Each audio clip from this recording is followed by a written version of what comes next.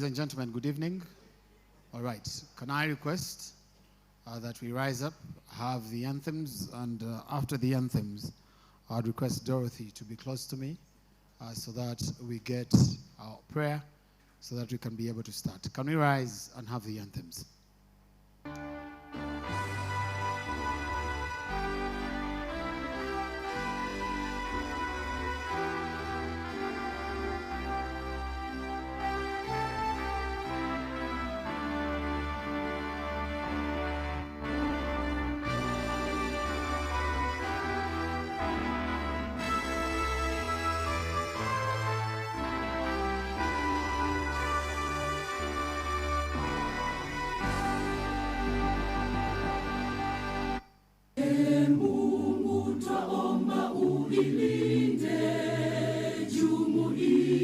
Afrika Mashariki, tuwezeshe kuishi kwa amani, tutimize na malengo yetu. Jumuiya yetu sote tuilinde, tuajibike, tuimarike, umoja wetu ni nguzo yetu,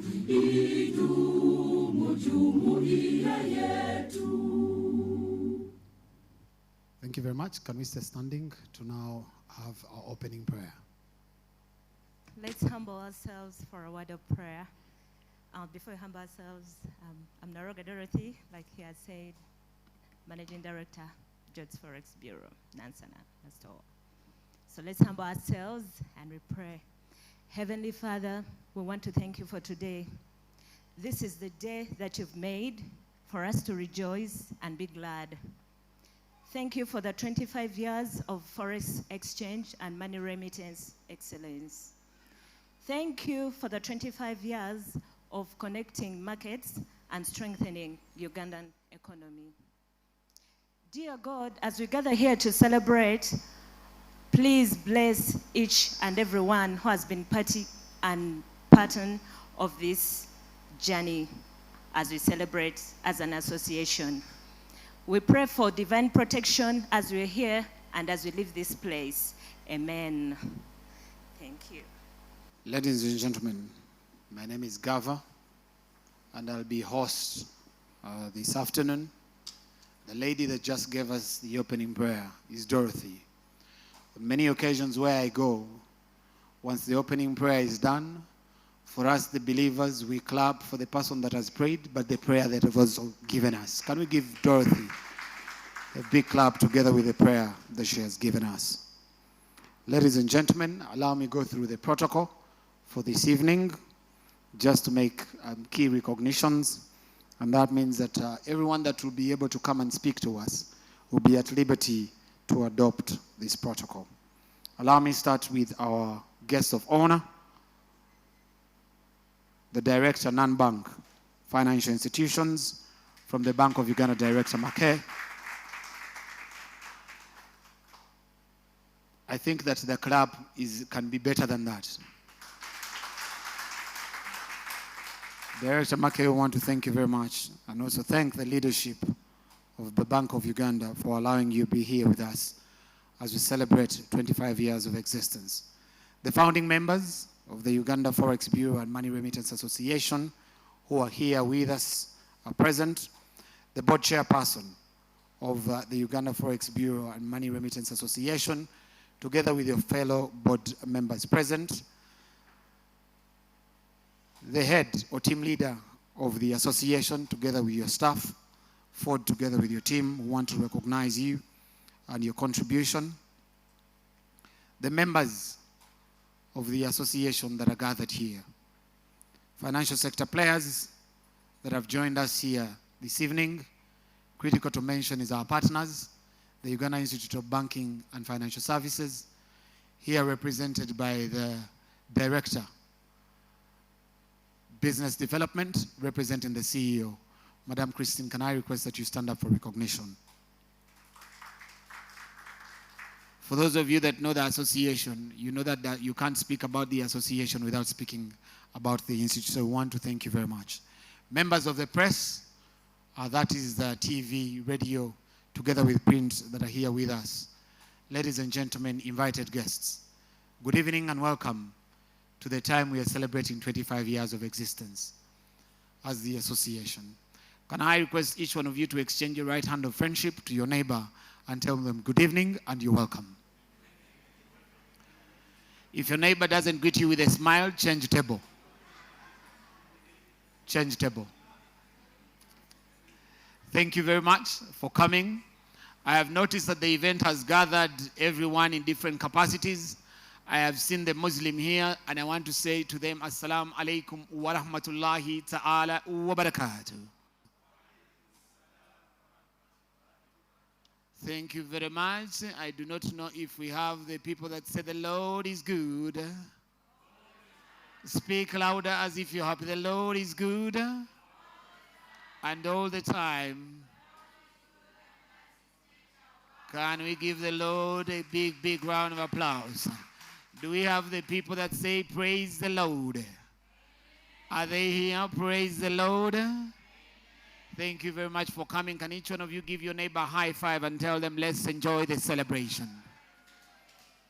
If your neighbor gives you a slap, it is a sign you need to change.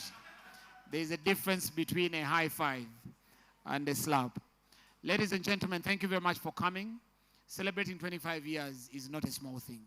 As you celebrate the 25 years, it is important for you to realize that there are people that were with us in the beginning that are not here with us.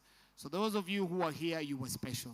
But it's also important that we remember the people that are not here with us that played a critical role. And at this point in time, can I request that we rise to recognize all the people that were with us in the beginning that have not been able to be with us as we celebrate 25 years, so that we have a moment of silence for them.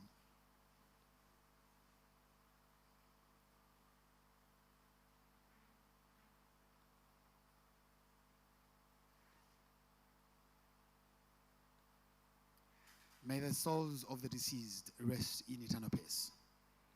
Let's take our seats.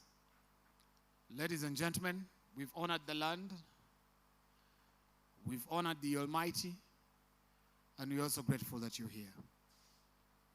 For those of you who are in the room, when they talk about celebrating 25 years, you can imagine what it means, but this is what it looks like for the Forex Bureau and Money Remittance Association. It means that there are people that played a critical role from the start until today, and those that also continue to play a critical role. There are a number of operations. When I was speaking to the leadership of the association, they said the association has come from far. Members that are playing in this space of Forex Bureau and Money Remittance have come from far. There was a time when we were talking about the big three. That time has changed and evolved over a period of time. There are people that started businesses here 25 years ago, and it's now their children's children that are taking up these businesses. It means that we've done a critical role to making sure that we grow the country and we play in our space, which we have done well. Before we start, allow me to share with you a video that shows our 25 years of celebration.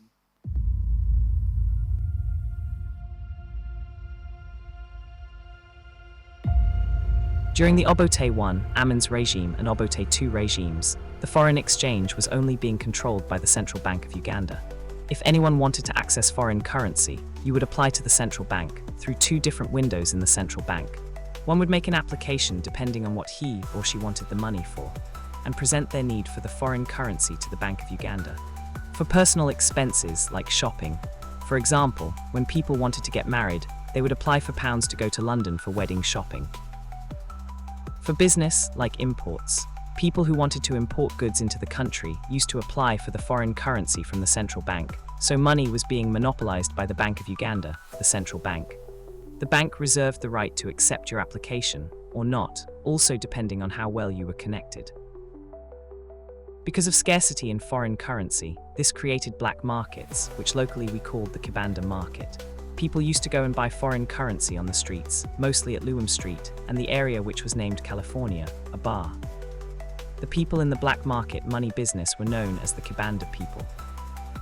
During Obote II, the president used to make his budget speech criticizing the Kibanda market because of its big influence in the money market at that time. And then the Hawala market. This was a market mainly started by the Somalis, the Eritreans, and the Indians at that time. Hawala simply meant money transfer. This was mainly for businessmen and travelers, where one would make a payment to a specified person or office in Uganda, and then, given a code on paper, travel to London or another designated office or location, and receive his payment or money from a specific office or person there. It became so popular and still exists up to now. After the change of government in 1986, from President Obote II to President Museveni, there came technocrats who used to work in the World Bank. They advised the government then to liberalize the money market and the economy, as it was time to allow other players in the money market legally, and also to create positive competitiveness in the private sector. The government ceased to be a business operator and transferred the business to the private sector and individuals. Being that the cooperative markets were all liberalized, people started competing individually with cooperatives in the export of coffee, cotton, and other goods and services. The foreign currency exchange was also liberalized, and people started earning foreign currency in their private capacity. Many opened up bank accounts in commercial banks, and that created a market. Buying and selling of money from banks, buying from exporters, mainly coffee exporters, as the sources of foreign exchange came from coffee exporters, selling mainly to the importers of goods and services the diplomatic co used. Uganda became the first in East, Central and Southern Africa to liberalize the economy, and also a benchmark for many countries, where delegations from different countries visited to study how the liberal market system was performing. Forex bureaus were introduced. Very many companies that used to work under the Kibanda system joined or onboarded and got licensed to operate legally. The first groups that registered were elites and some who had a lot of money in operations, mostly of the Indian descent, among which was Crane Forex Bureau, Lloyd's Forex Bureau, Orient Forex Bureau, Give and Take Forex Bureau, Metropole and Hydri Forex. There were cash transactions all over the counter, and clients gained the power to choose from whom to trade with and make more money. However, this created unhealthy competition in the market, as some would sell below the rates and buy above the rates, just to eliminate the small traders. For example, if the dollar bought 34.10, one would sell at 34.05 because some had exposure to a lot of money. Money was carried freely. One sold and bought at any rate of either choice, due to lack of proper regulations and guidance. After some time, players in the market realized this kind of competition was unhealthy, as they were not making any business apart from driving their competitors out of the market. Indeed, many had lost and closed business, leaving it to the giants in the game. A few members in the Forex currency business, known as Forex Bureau, called for a meeting to address the unhealthy competition, and also to come up with possible means to level ground for everyone in the business. Among the few included Mr. Tejani of Lloyd's, Mr. Sumahi and his brother of Metropole Forex Bureau, Mr. Stanhope Forex Bureau, Mr. Dordani, Mr. Moonjay of BM Forex Bureau, Mr. Manji of Hydari. A decision was made to form an association, and the name was the Uganda Forex Bureau Association, with the main objective on how to discipline ourselves, work competitively with a business sense of making money, and grow as any other business. After liberalization of the economy in Uganda, many bureaus sprang up, but one of those bureaus were working independently. And for the first 10 years, we had a lot of challenge as an industry in terms of the image of the industry. It was a time when the industry was marred by Bichupuri, a lot of corruption, a lot of underhand operations, and the image of the industry was terribly bad. So at one of the meetings, I've called by Bank of Uganda to meet the operators to discuss various challenges. I did float an idea that we could begin an association, which would basically do two things. One, to give us a voice as bureau operators, but also to allow us inside ourselves to streamline operations and fight the wrong elements in the operations. So in the year 1999, the idea was picked up by the Governor Bank of Uganda, and by 2000, we had set up an association, fully registered, and put up the initial executive, which again elected me as their first chairman.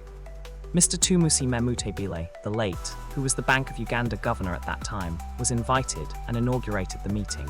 Later, he became a patron, and with his experience, he guided the association in many ways in that meeting. A code of conduct was made, a memorandum of association developed, an executive committee was elected which was to run the affairs of the association. Rules, guidelines and regulation were put in place, and a mandatory 10 shillings spread on all our boards was to be followed so that members would make money. It was insisted whoever is a member display 10 shillings on the board. It doesn't matter how you sell when a customer comes to you, but on the board, you display the mandatory 10 shillings spread. It was through the association that members led by their leaders advocated for more than just dealing in spot cash, and started money transfers, which was not the case before, as all money transfers were done through banks. At first, our patron, Mr. Tumusi Memutebile, who was the Bank of Uganda governor at that time, opposed the idea. The association leadership insisted on the idea, and a document was drafted, presented the case to Parliament, and Parliament passed the resolution which gave members the mandate to operate money transfer services, and it was enacted within the law of the land. This called for a change of name from Uganda Forex Bureau Association to Uganda Forex Bureau and Money Remitters Association.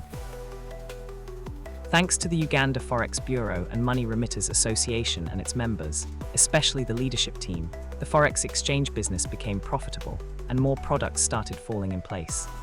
These include Western Union, MoneyGram, telegraphic transfers, and many more. As of now, many are still applying to join the sector because it is fairly profitable. Statistics show the Bank of Uganda has over 60 applications waiting to be approved. And some of the members grew from Forex bureaus to banks: Orient Bank, Crane Bank from Crane Forex Bureau, ABC Bank.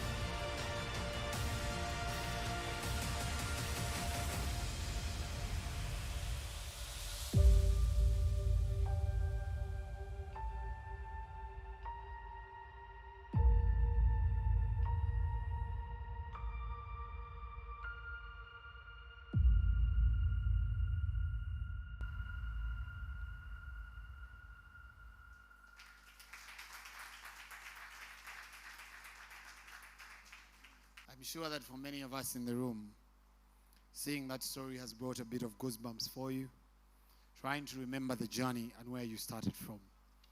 It's at this point in time, ladies and gentlemen, that I want to tell you that the first chairman of the association is still alive and well. He's a man that I have known to make sure. Can we give Mr. Stephen Mwanje a big, big round of applause? Stephen, thank you very much. For us who know Mr. Stephen Mwanje, he's a very notorious and cantankerous man.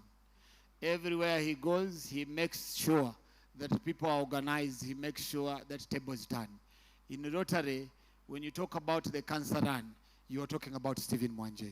Can we give a big, big round of applause to our first chairman? I want to tell you that in the same spirit of recognition, our first vice chairperson, Mr. Manji, is still alive and well. Can I request that you give him a big, big round of applause? As we move along, ladies and gentlemen, you should be able to see different people, but I wanted to show you those two. But it's also important to tell you that the leadership of the association is still firm and strong and still going forward. Allow me to show you the current board chairman, Haji Obeid.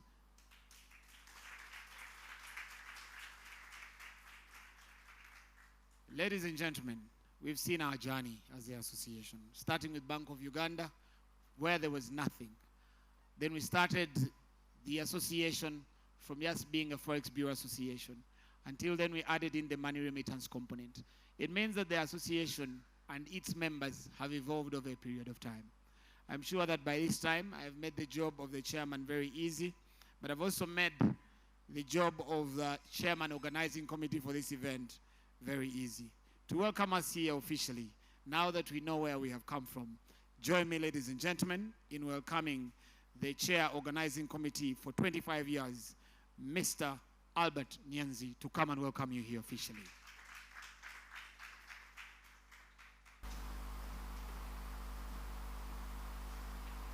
Good evening, ladies and gentlemen. Good evening, ladies and gentlemen. Our guest of honor, honorable guests, esteemed speakers, and dear participants, on behalf of the steering committee, it is my pleasure to welcome you to this jubilation, cooperation in competition. That is our motto as association. The 25 years of the association has been a period of both achievements, challenges, but on top of all, striving through until this moment. We gather today to celebrate, reflect on the past, and at the same time share knowledge and exchange ideas.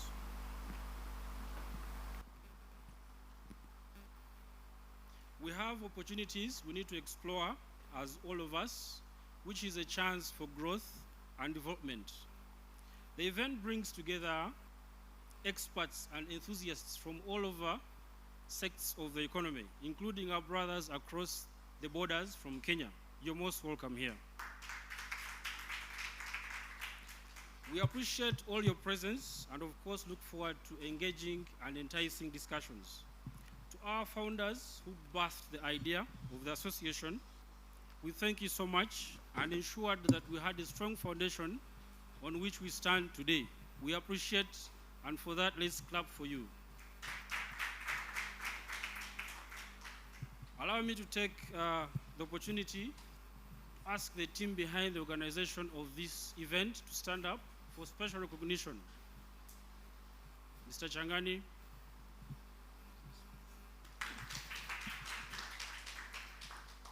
Thank you.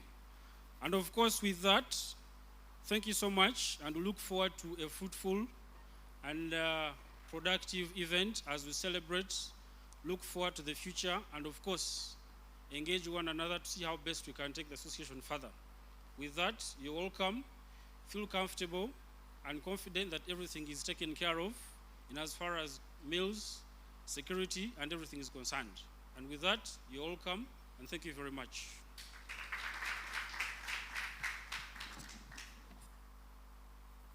I'm your co-host tonight. Dorothy is my name, and I'm here to introduce our third chairperson of the association, one of the pioneers who has the full story of what you've been viewing on the screen. A man who is trending, ever smart, who has the practical conversation. He's the pioneer of this sector, and he's been in business for over 40 years. I think he also deserves another round of applause for that. And it's not any other person, but he's Mr. Kiza Lamek, CEO, La Cedri Forex Bureau. Thank you, ladies and gentlemen. Thank you for coming all. I'm here to shed more light on the video which you've just watched. Here you'll have an opportunity.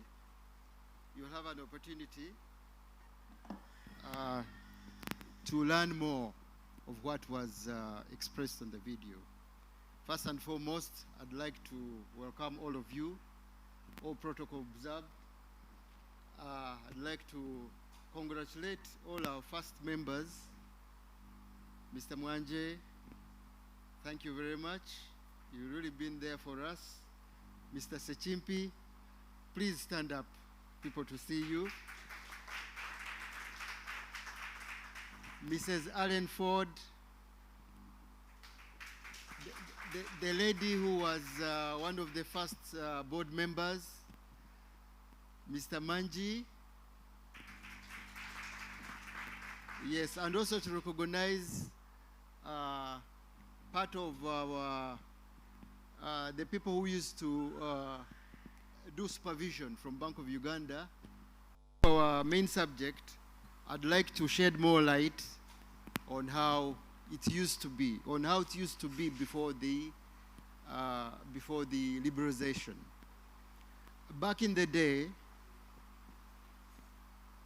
there were no systems at all. There was no foreign exchange at all. The foreign exchange which was available was only through the central bank. And if you wanted to do anything, let's say you had an admission to go to school in Nairobi, you had to fill in a form to apply for the money to enable you to buy Kenya shillings, or if you had someone getting married, as you have seen in the video. These things we are talking about from experience. I've watched people line up, apply, be rejected, or who do you know? You'll ask you, whom do you know in Bank of Uganda who can pass my application? So such scenarios used to happen in real time. So there was window 1, window 2, for you who used to be there. You apply, you're either accepted or rejected. So that's where we're coming from. That created a very big scarcity of foreign exchange, and the market, the black market came because there was a vacuum. It was called Chibanda market. Those of you who remember, still remember Loom Street, it used to be situated at California Bar. That's where all the dealers used to be. California Bar, you'd go there and you find people who used to have access to money. So California Bar, you'd go there, buy your money, and then you go. And then the money, the supply of money, where did it used to come from? That supply used to come from people who used to rent their houses in dollars. So that money was being floated. And the landlords used to have that money, so they used to float that money on the Kibanda market. And also, there used to be unscrupulous dealers, mostly from post office. They used to open people's envelopes, get out those personal checks.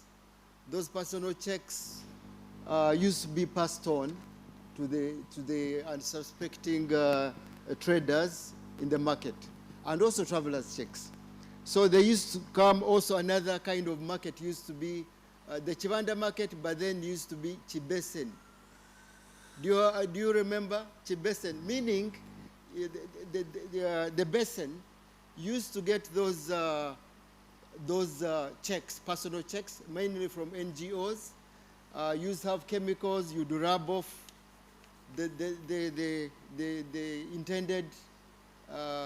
intended user and put maybe your own name.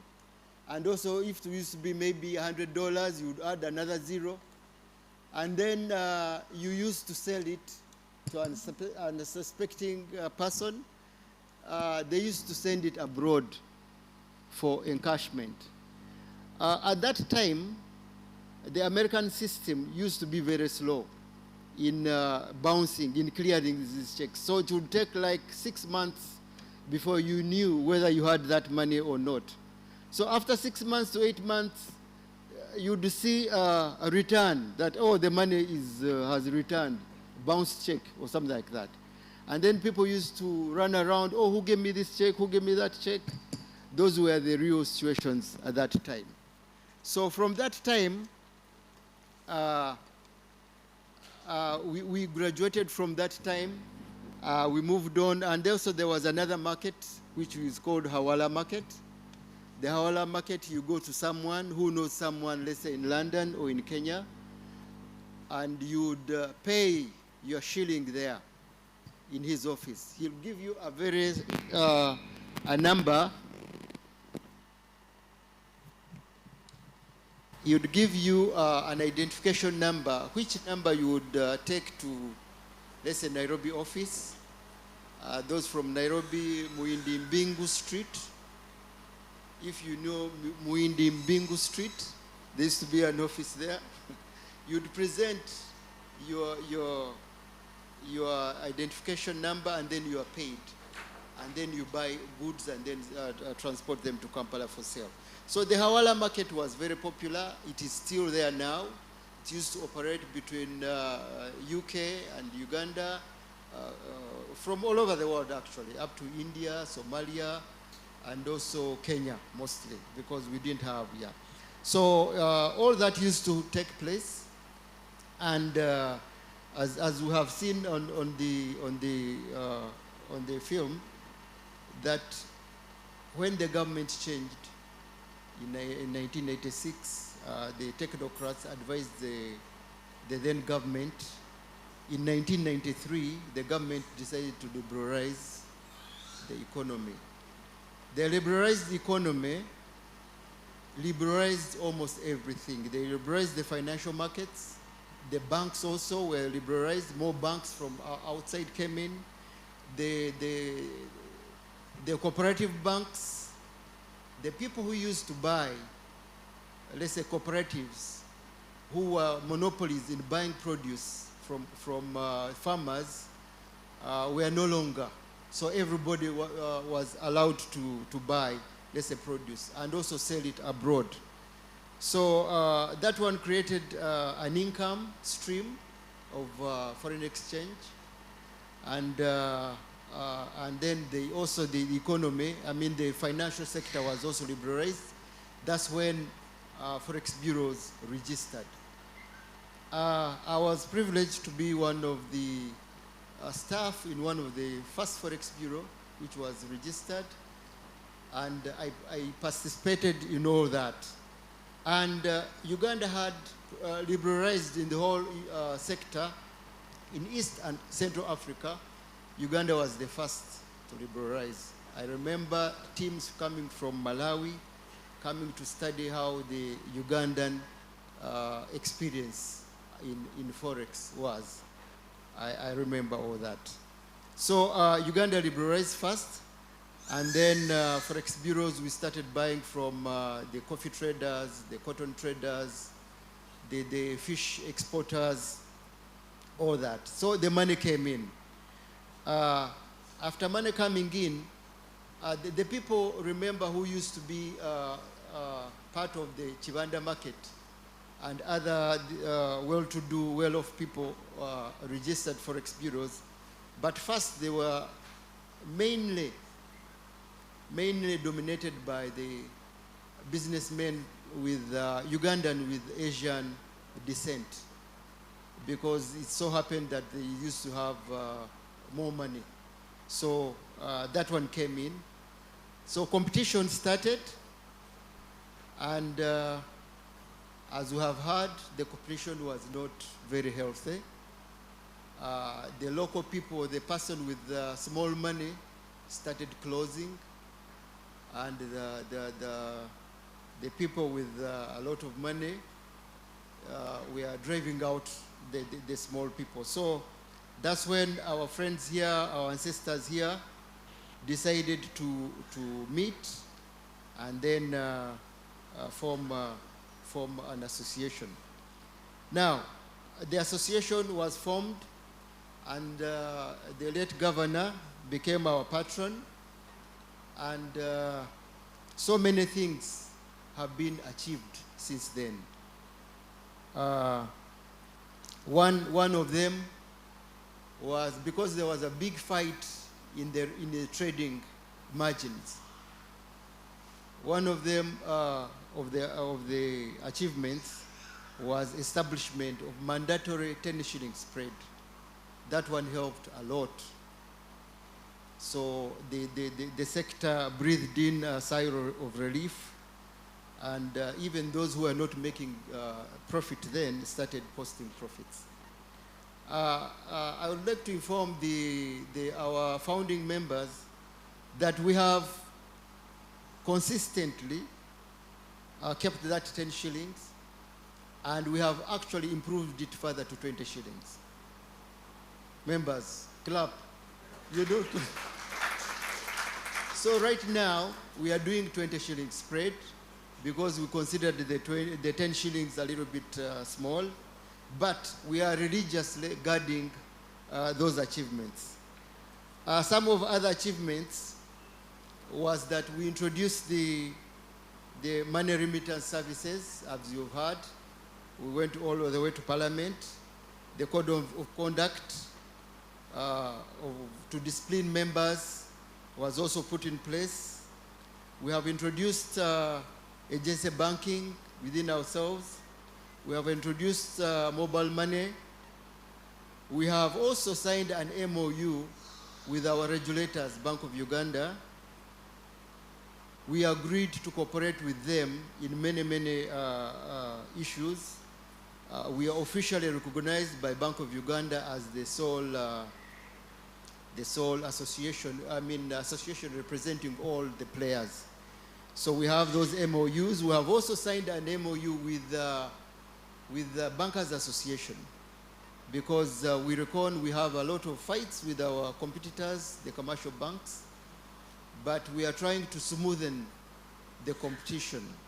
So we have signed all MOUs, but we are yet to have concrete results with the commercial banks. We have also introduced, by that time we are doing analog, we introduced e-receipting, computerization in the sector.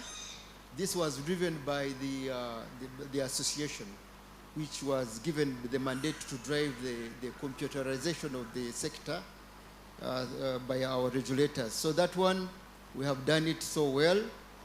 We have also been lobbying the private sector, including signing MOUs with PSFU and other sectors to further our cooperation and further our business. Ladies and gentlemen, I'd like not to bore you with a lot of this. You have heard it from yourself, and more is going to come from our panel. With that, I'd like to thank you for coming. I'd like to now invite you come so that we can move on. Thank you very much for listening to me. Thank you. Can I request that we give Mr. Chiza a big, big round of applause? Yeah, when you see Mr. Chiza Lameck, you know that it's important to stay trending in the way you dress, but also in the way you present yourself. So, Mr. Chiza Lameck, we want to thank you very much. Ladies and gentlemen, you've heard, for those of you that have just come in, we had a video that was really sharing with us the journey of 25 years. We've listened into the remarks of the chair organizing committee as we celebrate 25 years, but we've also listened into the third chairperson, Mr. Chiza Lameck, who has painted to us some of the achievements they've had over a period of time, the relationships they've created, and partly what informs their future. Now, to dig deeper into this conversation is a panel, but before I move to the panel, it's important for us to appreciate that this evening, as we celebrate 25 years, as the Forex Bureau and Money Remittance Association, we have partners who are sponsors who have joined us this evening. Allow me to start by recognizing one of our sponsors who is in the house, ARMC, to stand up and we give him a big, big round of applause. All right, so those are sponsors this evening, and at some point we shall be able to invite them to share a word or two. And in the same spirit, we have another sponsor in XHub. Is XHub here? All right, can we give them a big, big round of applause? So in the sponsor moment, we'll be able to accord some time to our sponsors to come and share a word or two before we proceed. I want to be very sure ARMC is telling me they are setting up to be ready. X-Hub, are you ready? You're set? Okay. So come and make use of your sponsor moment for 5 minutes and share a word with us. Please join me in welcoming X-Hub, our sponsors this evening. And after that, we should be able to dig into the panel.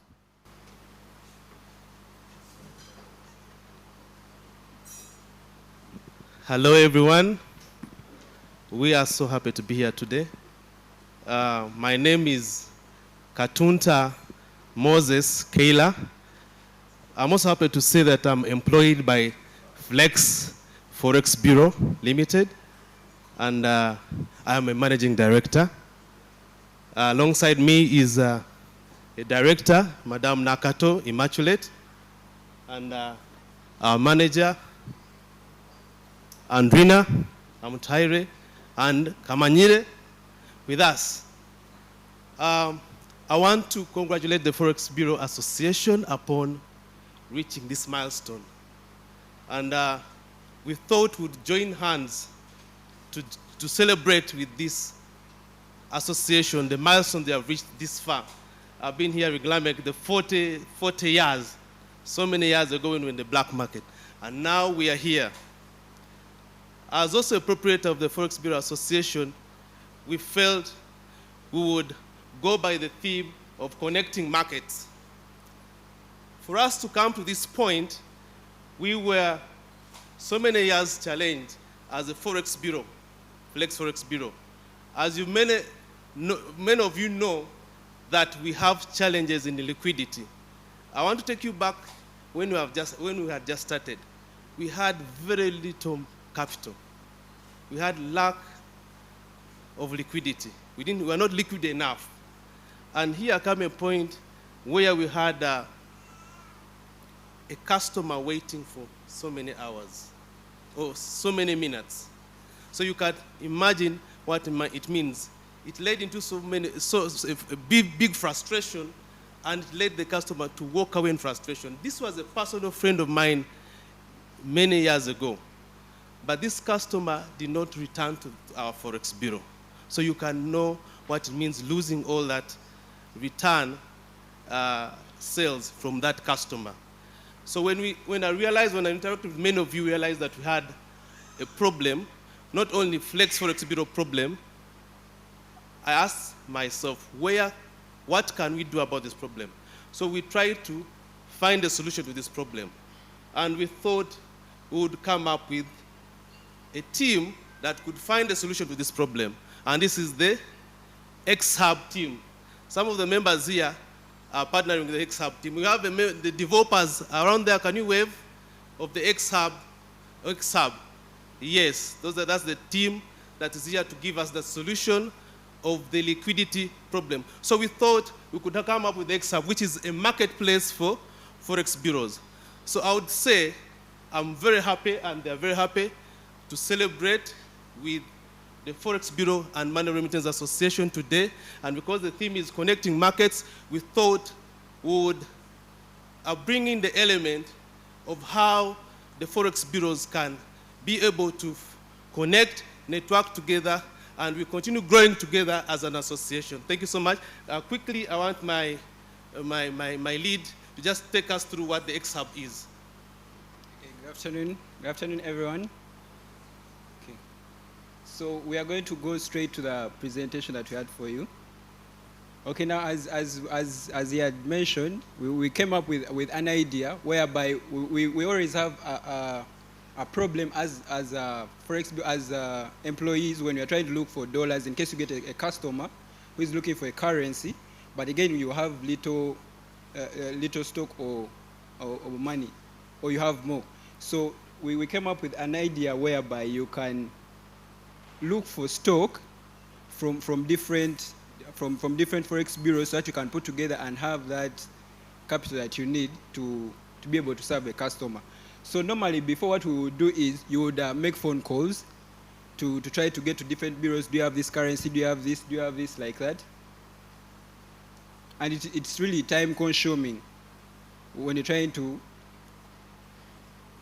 and it's really time consuming. So you realize the first 15 minutes when you're trying to collect that, you talking to different Forex bureaus, to raise that money. So you call this one, they don't have, you call the other one, they don't have. Then the next 16 to 30 minutes, the customer is already frustrated. That's a lot of time for someone to wait. So by the end of the around 40 minutes, the customer is already frustrated, doesn't want to, even if you do the transaction at that particular time, customer in their mind, they're like, these people are a little bit slow. Let's first leave it. So we came up with a solution for that. So imagine what if you could, we could get that currency in 10 seconds. You try to look for that currency in 10 seconds, then you contact a bureau in less than 30 seconds, then arrange for that money within 1 or 2 minutes. So that's how we get to the solution of the X-Hub. So this is a platform that aims at, our vision is to aim at to provide the most secure, efficient, and user-friendly business-to-business Forex trading platform for the African Forex bureaus. So I'm going to take you through just a small peek of how the application works. So how it works is you search, connect, trade. Simple as that. When you get on the platform, once you've registered like this, you search through the listings, because there's always a listing. After searching through, you contact the person, then you trade. As simple as that. So we have the web version. That's how it looks like, the desktop version. That's the landing page. So that's where you sign in from, up there in the corner, sign in, sign up. So you also have the mobile application. That's how the mobile application looks. So when you've finished registering, that's how the marketplace looks like. So you have the listings, contacts, and information, all that.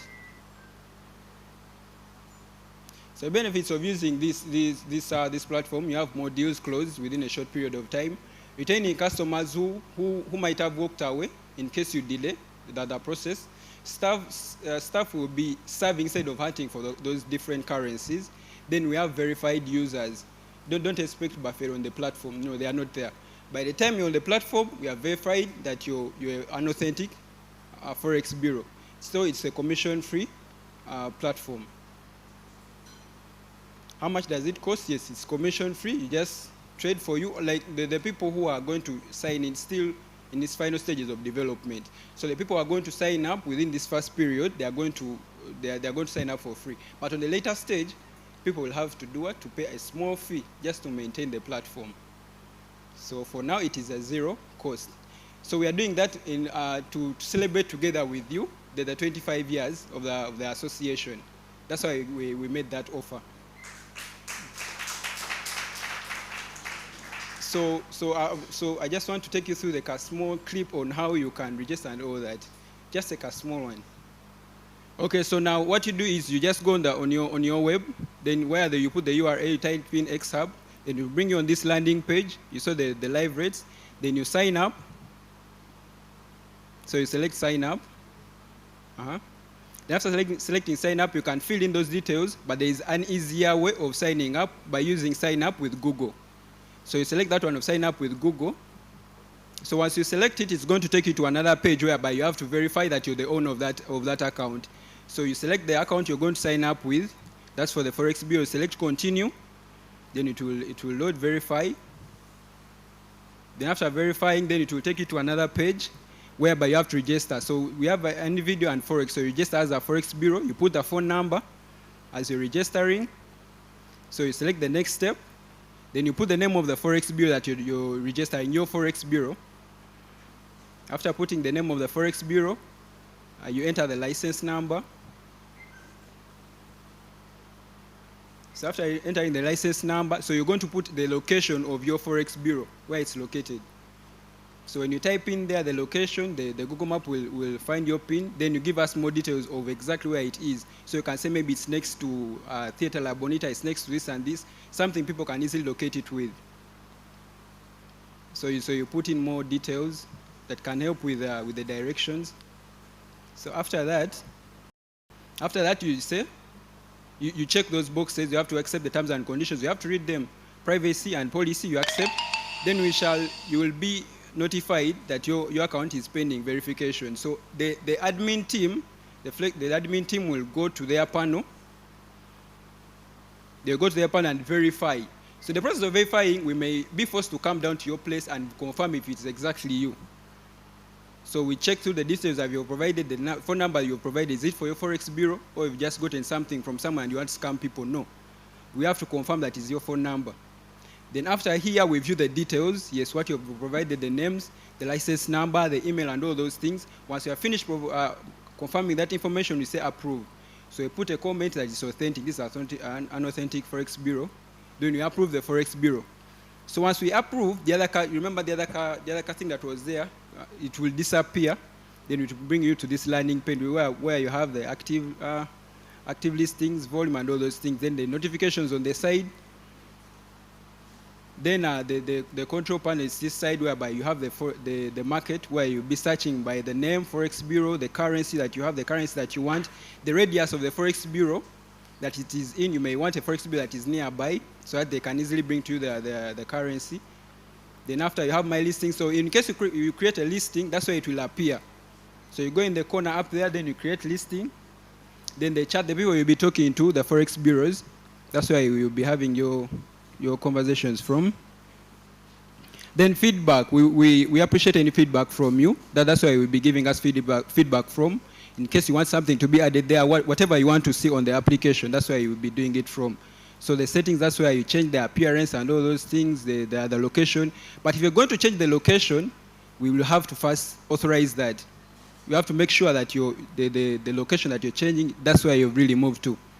So under my listings, that's where you can create your listing from. Let me say you have dollars, you want to get rid of them, or you have excess dollars, you want to get rid of them, or pounds. So you go to new listing, you create. Let me say UGX. Then these are the dollars. Maybe I want dollars or something like that. Then you put the rate. After putting the rate, then you go down to create. After creating, it will be added to the other list that you saw earlier. So it will be showing your listing among those the listings there. Then you put the amount that you have. So after that, then you can transact. So basically, that's how simple the application is. So any changes that you want to see or anything that you would love to see on the platform, there's that part of feedback you get to us. Then we get to know this is what you want to be added, or this is how you prefer this is how you see the market is, or this is how it's supposed to perform. Then we can add it because it's in the final stages of development. So we can always adjust. I think there's a lot, but we want to hand over to the MC. We shall be interacting with you, but we feel this is an opportunity for us to grow together as a Forex Bureau Association and the Money Remittance Association. So MC, thank you so much, and members, thank you so much for listening to us. We are going to launch this in 3 phases, and starting January, we are bringing on board the first Forex bureaus.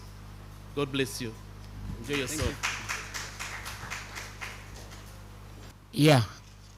For some of you who are seated there, if you have never sponsored an event, you cannot appreciate why we have to give the sponsors their time. Let's give the sponsors a big clap. The reason people sponsor is to speak to you.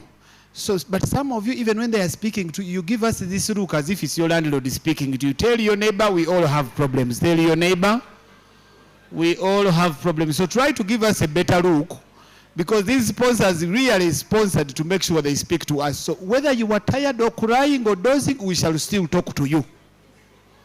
So thank you very much, XHub. I think XHub comes with a very good solution in terms of us who are trying to run some of these businesses, and in terms of, quickly liquidating, but also serving our customers better.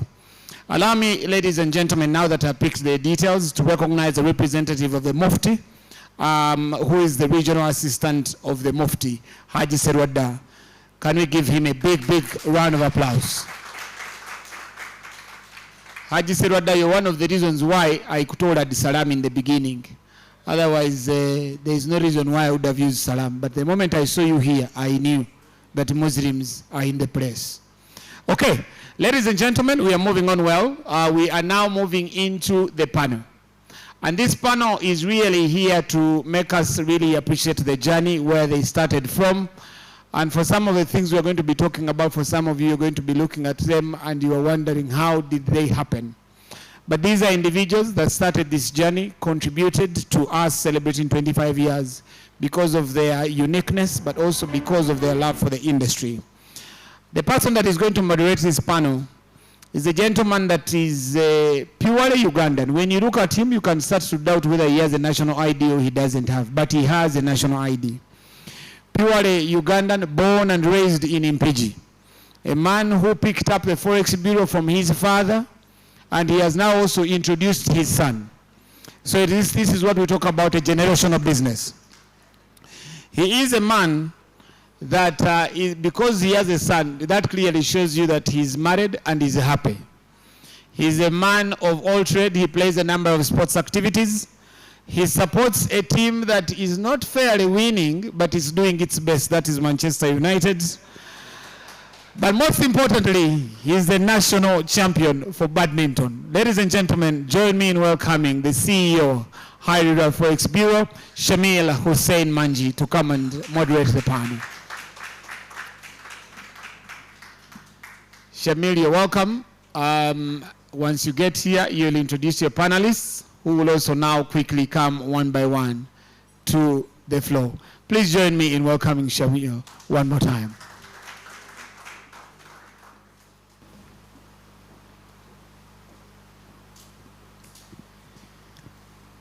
Good afternoon, ladies and gentlemen. I hope you are not sleeping. Good afternoon, ladies and gentlemen. That is a little better. I would like to welcome our guest of honor.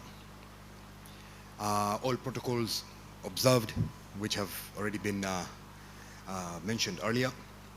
I would like to move or dive straight into today's topic. We have a panel here, and the topic of today's panel, we are looking at the history of the association. I will call it the association because it has two different names we shall understand as we move forward.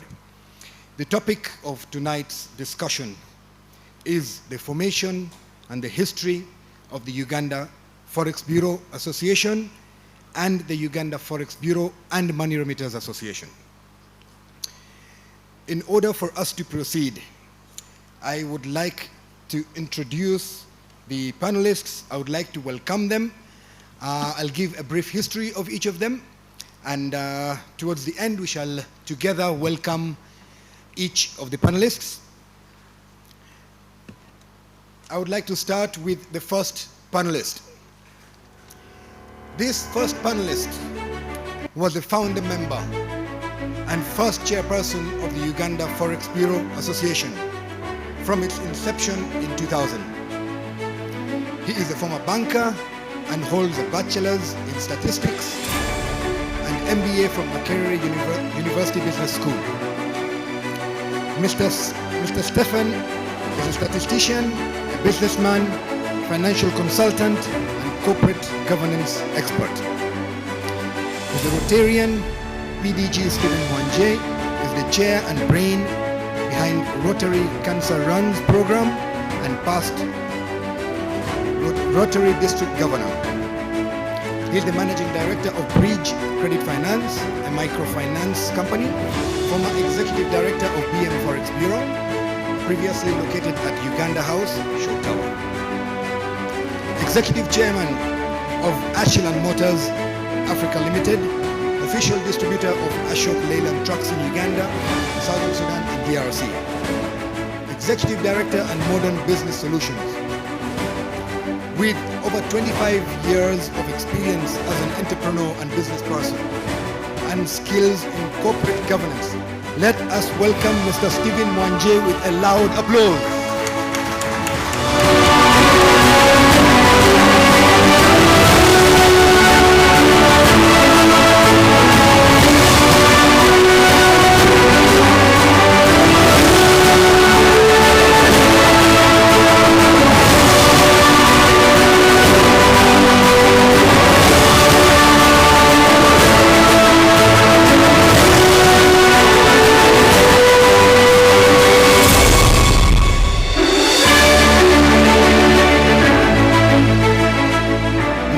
Our next panelist. This gentleman holds a bachelor's in commerce in CPA accredited and has a background in accounting. Businessman, founder and managing director of La Cedri Forex Bureau. Since its inception in 1995 and is still active, so you can imagine how many years he has been in business. He is the past chairman of the Uganda Forex Bureau and Money Remittance Association from 2012 to 2016 and was re-elected from 2021 to 2024. He has represented the association in lobbying the Parliament of Uganda for Forex bureaus to be permitted to engage in money remittance business. He has participated in the drafting and signing of the MOU between Bank of Uganda and the association. He has been the managing director of Lushan Investments Limited. He has developed 26 units at Buziga Courts, apartments on Buziga Hill. He is the founding member of Breeze Tours and Travels Safaris Limited. He has been the first accountant with the Ruparelia group of companies. He was a crucial member in the formation of Crane Bank Limited. He was the first manager at Crane Forex Bureau, and after liberalization of, and this happened after the liberalization of the economy. Let us put it together for Mr. Kiza Lamek.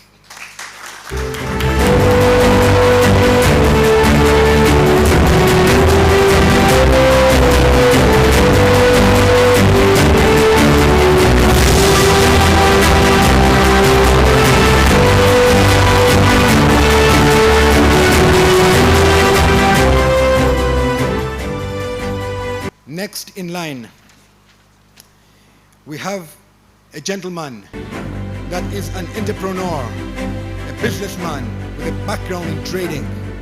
He has been a director of Mpigi Maize Mills and was the proprietor of Toto Petrol Station in PG Town. He was elected as the secretary of the Chamber of Commerce in PG District. He achieved a meritorious award from the World Badminton Federation for promoting and keeping alive the game of badminton in Uganda. He was the proud founder of Hyderi Traders, a wholesale import and trading company. He was the founder of Hyderi Forex Bureau in 1991, one of the first few Forex bureaus in Uganda, and is still actively running. He was one of the founding members and the first vice chairman of the Uganda Forex Bureau Association in 2000. He has been the treasurer of the Koja Shia community since 1992 and is still serving as the current honorary treasurer. He has served in the community's mother body, the Koja Shia Jamaats of Africa, as a honorary trustee since 2000. May we have a loud hand clap for Mr. Mohammed Manji.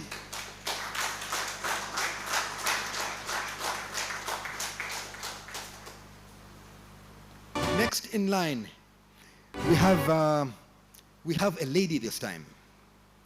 This lady has a background in accounting. She is a business lady and an entrepreneur. She was one of the founding members and part of the first board of the Uganda Forex Bureau Association in 2000. She has served as the chairperson of the editorial board of the association. She represented the association in lobbying at the parliament for the Forex bureaus to get permitted in engaging in money remittance business. She was the past president and board chairperson of Inner Wheel Club of Kampala, a club that is similar to the Rotary Club. She was a manager at JetSec Forex Bureau. She is the CEO of Sky Group of Companies and is currently a director of Access Forex Bureau. With a loud applause, can we invite to the stage Mrs. Allen Ford.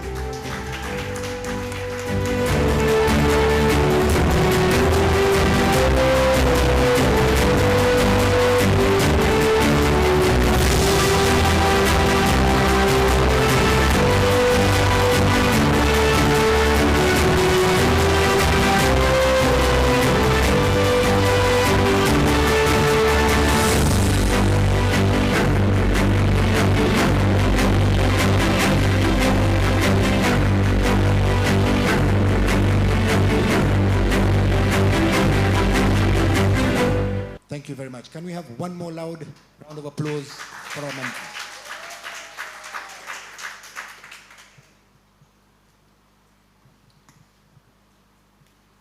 Okay. We, like I mentioned, our topic of discussion is the history of the association. The formation and the history of the Uganda Forex Bureau and Money Remitters Association. Mr. Stephen Mwanje, I would like to start with you. I would like to pose the first question to you, since you are the first chairperson of the association. Mr. Mwanje, how did the idea of forming an association begin?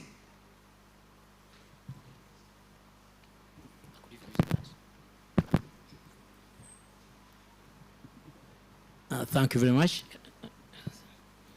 Thank you, moderator. I hope I'm clear. Good afternoon, friends. First of all, allow me to say congratulations to the chairman and the current board of the association upon this milestone of 25 years of existence and growing from strength to strength. We clap for the team.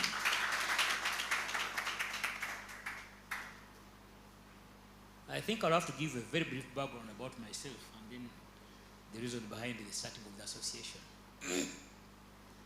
I began my working life at the university, briefly teaching at Macquarie University, Institute of Statistics and Applied Economics for 2 years, and then I moved into banking, where I was working with the biggest commercial bank in Uganda at the time, the Uganda Commercial Bank.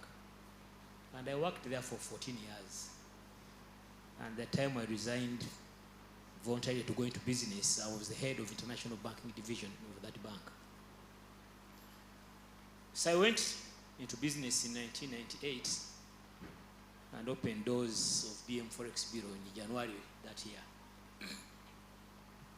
Now 3 things happened, and maybe many of them basically share coincidence. When I began doing business under BM Forex Bureau, number one, I don't know how many of you here have ever heard of a word called ibichupuli. Some of the things that Mr. Lameka was explaining about those fake bills sent out to Rabud and whatever, those things were called ibichupuli. Bichupuli also meant fake dollars, fake currencies generally. Now, given my background of banking, given that I had been the head of international banking in Uganda Commercial Bank, I was busy fighting ibichupuli as part of my work in the bank. Now here I am, I go to a Forex Bureau to operate, and I find ibichupuli actually are manufactured in Forex bureaus. At about the same time, I was a Rotarian, and that year, 1998-99, is when I was a club president of my club of Mukono. Now there are 2 things there in terms of values. The thing of integrity is something very serious when it comes to banking. If you're going to be a banker, you must be a person who believes in integrity. If you're going to be a Rotarian, you must be a person again who believes in integrity. So there's no way I would now be running a business which doesn't believe in integrity. So my first motivation was, how do I fight ibichupuli even in business where I am, the way I was fighting ibichupuli where I was working in the bank. The next motivation was I went into business to make money. That's why I opted to leave the bank to go and do my own business. Now, when I went to the Forex Bureau, I found something very strange. I think almost all the bureaus at the time were making losses, simply because the focus of the operators then was nothing but competition. And one day I was shocked. Those of you who are there long enough, here will remember. In those days, if you're operating a Forex Bureau, you had the staff you were hiring, he would pick his notebook. And his work was to walk on foot and go through all the bureaus recording the rates at which they are buying and selling all the currencies. Now, once that staff member came back to your office and you are the CEO, your work to beat competition was to make sure that you are buying the Forex, whatever currency it is, above anybody else and selling before anybody else. Now, many of the bureaus even gave the powers to those staff to change the rates on the boards. So these guys would go around, they come back, they rob, increase the buying, reduce the selling. Now, one time, I was walking around with my friends. There was Mr. Tejani, Lloyd's Forex Bureau, and opposite there was Metropolitan. And then I saw something very strange. I saw a board outside the bureau, and I found the buying rate was higher than the selling rate. That was madness. So I went back to my office and I called these two gentlemen. I said, you guys, you know what you are doing? You can't buy lower, higher than you're selling. Of course, I knew where it was coming from. Then the third factor was about the same time I was doing my MBA. And part of the research, I was actually completing my MBA at the business school. And my research was focusing, the topic of my research was networking and social capital, their impact on profitability of a business. And my research was actually on the Forex Bureau industry in Uganda. And I discovered from my research that actually businesses can perform better when competitors start cooperating through things like sharing information. And so in those days, Bank of Uganda would call us quarterly as Forex Bureau operators, purposely for training us on how to fill in returns, showing us on this and that. And at the end of one of those trainings, I stood up and I said, I've got a proposal to throw out. And my proposal at that meeting was that we needed to come together and form an association. Everybody in the hall couldn't believe me. I remember a couple of months later when I met Alan Ford, and she told me, Mr. Manja, I thought we were mad that time. They never heard about computers coming together to work together. What saved the day, what saved him, because everybody was opposed to the idea. But luckily enough, that meeting had been called by Bank of Uganda, and the chair of that meeting, Dr. E.S.K. Mwangazake, who then was Director of Trade and External Debt, was the person who had taught me at Makerere, and when I went back to teach, we were teaching together the same institute. So he knew me very well. You know, we are colleagues. I was a student and we became colleagues. So when I stood up to speak, Dr. Mwangazake thought this young man has got a point. So he gave me time to explain. Even if my colleagues were not convinced at the time, Dr. Mwangazake used his office to organize another meeting at Fairway. And then told me, Mr. Maji, don't worry, you come and explain very well. We can see the sense in your presentation. So in that next meeting, I knew I had the ear of Bank of Uganda, because I told the Bank of Uganda that even you are going to benefit. Because when you have an association, what we are going to do for you is what we call self-regulation.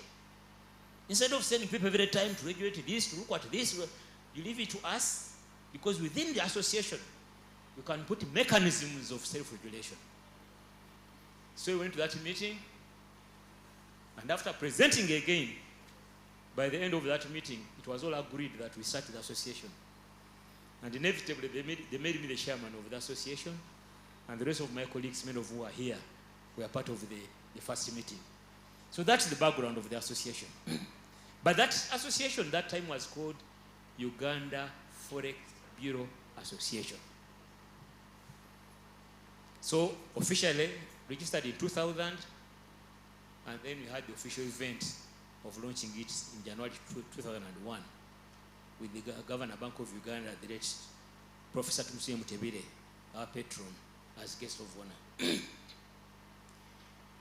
A couple of years went on, and then again, if you listen to Mr. Lamek Chiza in his brief about the Forex market at the time.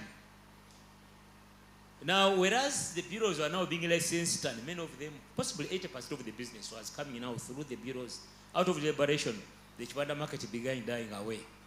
Something else was happening. There was money transfer going on, dually illegally, again as explained by Lamek. Now, in 2002,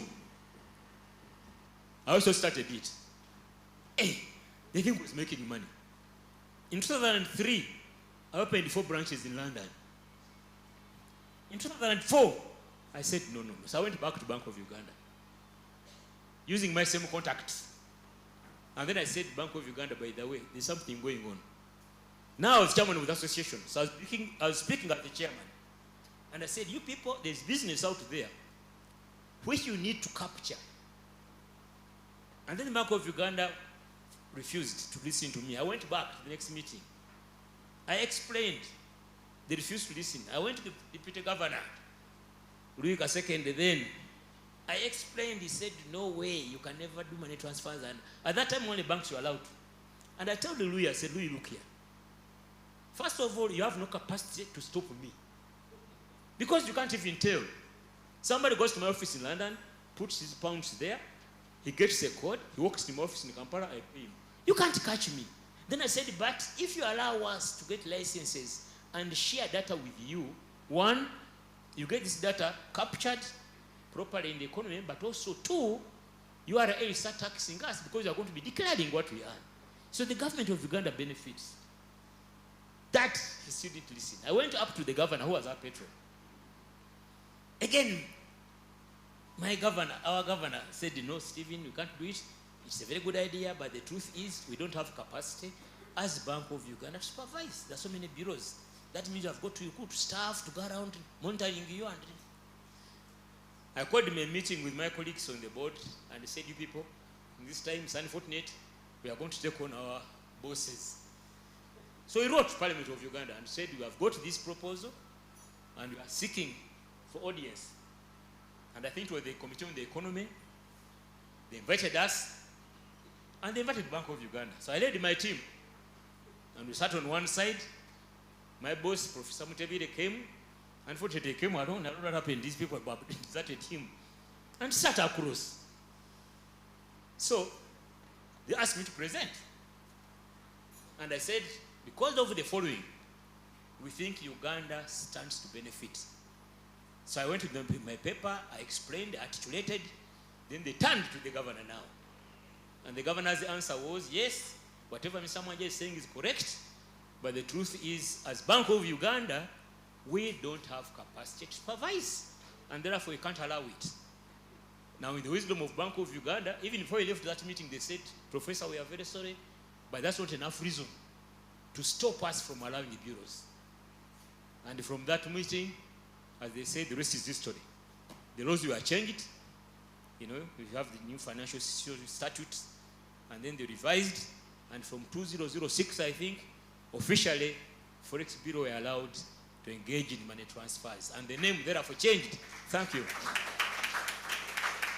From Uganda Money Forex Bureau Association to Uganda Money Forex Bureau and Money Remittance Association. Thank you very much. Thank you. Thank you very much, Mr. Mwanje, for that. That was very, very insightful. And I believe, can we have one more loud, huge round of applause for him? Thank you. Thank you. Mr. Mwanje has given us the brief of how the association was started. I would like to pose my next question to Mr. Kiza Lamek. Mr. Kiza Lamek, you have heard how the association, maybe you can take that. Thank you. You have heard how the association has started. You are one of the founder members as well. However, I would like to take us back a little further and ask you what the story was before the association was formed. Can you take us back in time before the association was there so that we can visualize that time and have an idea of what that time might have been like? Mr. Kiza. Thank you. Thank you very much, Mr. Shabir. Ladies and gentlemen, much has been talked about the past, about how the liberalization took place and how the trading started. At that time, before the liberalization, there were many Forex bureaus. Of course, all the players were disorganized in dealing And of course, competition was the main driver. Now, as Mr. Mwanje has said, people were focusing on competition, and there are a lot of things which happened without sharing. For example, there used to be a lot of vichupuli dealers who would come and defraud me, and then go to the next person and defraud. Now, defrauding at that time, there used to be, I beg your pardon, I'm going to refer to, there used to be a group from the border, the coast. The coast people used to come with kind of magic. They used to come to your bureau, pretend to touch your money. After touching your money, then they give it to you back, and you not have your money. So they used to go from bureau to bureau, bureau to bureau, and it was a crisis. Also, the bichupuli dealers were known, but we never used to share that information about that so-and-so deals in bichupuli, so that you take heed of the market. And there was a lot of losses being made by the players then. But with the coming of the association, we are able to start sharing information and also planning on how to improve our business. So that's why this Forex Bureau sector started becoming profitable. Up to this day, it is still profitable. That's why many people are joining the sector, and less are leaving it. So it means that when the association came in, the sector became profitable versus when the association was not there. Because at that time, we were registering mainly indigenous with small capital. The trend was closing of business. But with the inception of the association, things turned around. We started making profits. Up to now, actually, we are banking on that capital of the association formation. Thank you. Thank you very much, Mr. Lamek. Can we have a louder round of applause for him, please? Thank you. Thank you very much. You can hear there is a lot of insightful information that we are getting from our founder members of the association. In light of what we have listened to, I would like to pose my next question to Madame Allen Ford. Madame Allen Ford, in many countries, ladies have had leadership challenges. You were one of the few ladies that took a position on the first board. Take us through your story. Thank you. Thank you very much, Shamil, and congratulations to all of you upon our first 25 years as an association. Yeah, like you say, it is always difficult for women to take up leadership roles, and this case was not an exception. We had a board of about 10 members, and we were only 3 women on the board. It was open to everybody. There was no discrimination, but I don't know why, as women, we always don't want to come forward and take up these roles. Because I would say, at the association, we were not discriminated upon. All roles were open to everybody. If you wanted to be a chairman, you would be elected chairman. At that time, mainly it was volunteering. And as Stephen said, when it was starting, everybody was skeptical. That's the time there was a lot of vichupli you've had. There was a lot of black market. And I remember at the table where I was sitting, when Stephen talked about forming an association, and especially with a motto to cooperate as we compete.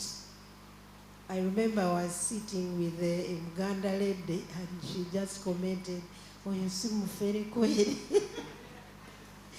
We looked at it as something that couldn't happen, competing as we cooperate.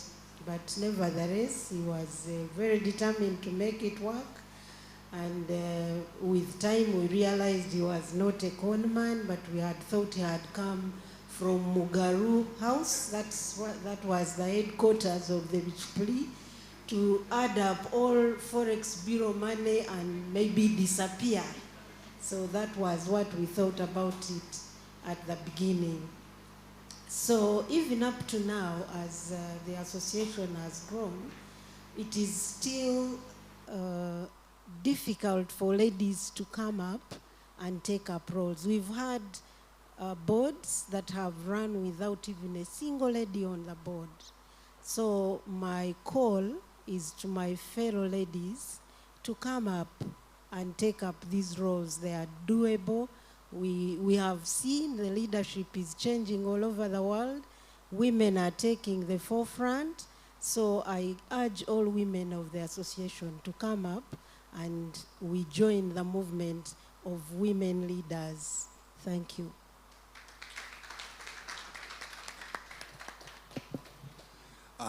Dear members, especially the ladies, I believe you have heard loud and clear. We need your participation, we need your involvement, we need you to be part of our board, part of our boards. Your voice has to be heard, and you are the ones who can make it heard. Once you are on these boards, once you represent the women, we can know the challenges that the ladies face, and you'll be part and parcel of us. Can we have a loud round of applause for Madame Allen Ford, please? Thank you. My next question. I hope you people are not getting bored. Are you okay? Are we okay? Perfect. Can we have one loud round of applause for all of you listening to us, trying to understand where we have come from? Thank you. Thank you. My next question goes to Mr. Manji. Mr. Manji, who happens to be my father as well. Yes. Fortunately. Yes, my son, yes. Okay. Mr. Manji, tell us what you remember about the days of the formation of the association, some of the challenges faced during those days. Mr. Manji is a gentleman of a few words, so he can briefly give us his perspective, his remembrance of the time during the association, the formation, and the challenges of the association. Mr. Manji, thank you. Good evening, everybody. I'm happy to see very many people have come here. So let me brief. Who am I? And Samir is my son and the secretary. Forex Bureau, we started with Mr. Kiza. And at that time, Bank of Uganda were charging too much profit, 200 cents per dollar and so on. So we thought that is too much profit. Let's open a Forex Bureau. And then we can compete. When there's competition, the rate will become stable. So that's how we started our Forex Bureau. And we were supporting each other. And the export market was already there. So the goods were coming mostly from Kenya. So mostly Kenya shillings were on market. And we used to sell Kenya shilling as official rate. And there was no problem at that time. So that's how we started Forex Bureau. Thank you, Mr. Manji. Mr. Manji, I would like to continue to ask you one more question as well. Give us a brief of you. From the introduction, we introduced and we found out that you are one of the founders of Hyderi Traders, which was a trading company. Maybe you could give us a little bit of insight of how the trading business was related to the Forex Bureau business, how they were interrelated, and how Hyderi Forex Bureau started off as well. Thank you. Before Forex Bureau started, most of the traders from Chikubo, they were going to Kenya. They bring the goods in Uganda, passing through border without paying taxes. They just pay a round figure and then come back here. So slowly by slowly, government came to know that now these people are playing tricks with Uganda, and Uganda is losing. So that's how they said we should open a Forex bureau. Mr. Kiza is the one who already supported Bank of Uganda, and that's how we opened the Forex bureau. And people used to take money, they go and buy things from Kenya, they bring them things officially from the border, so it was easy for them to sell goods here at a better rate. Thank you very much. Can we have a loud round of applause for Mr. Manji? Thank you. Thank you, Mr. Manji. My next question goes back to Mr. Mwanje. Mr. Mwanje, are there any key personalities that played a key role to see the association to this day? Could you maybe mention a few names and the roles that they played in order to see the association to where it is today? Thank you. Well, Shamil, when you come to my age, you know the difficulty of remembering names. And the risk I'm running is if I mention names and I skip one, I may be slapped on my way out. But many of them are here. Of course, we've lost quite a number as well. But key, I remember, is Mr. Manji here was my vice chairman on the first board. I had Mr. Tejani, I think, was the first secretary. He played a very key role there. I remember very well Mr. Daudani, I think, was the first treasurer. Allen, of course, Allen Ford, you can't forget, because she was one of the only few active women at the time. And every time I would meet her, she would ask me whether I was actually normal or half mad. It took her 5 years to be convinced that I was normal. Eventually, we became friends. And of course, my brothers here, I even forget their names. These are the guys who worked with.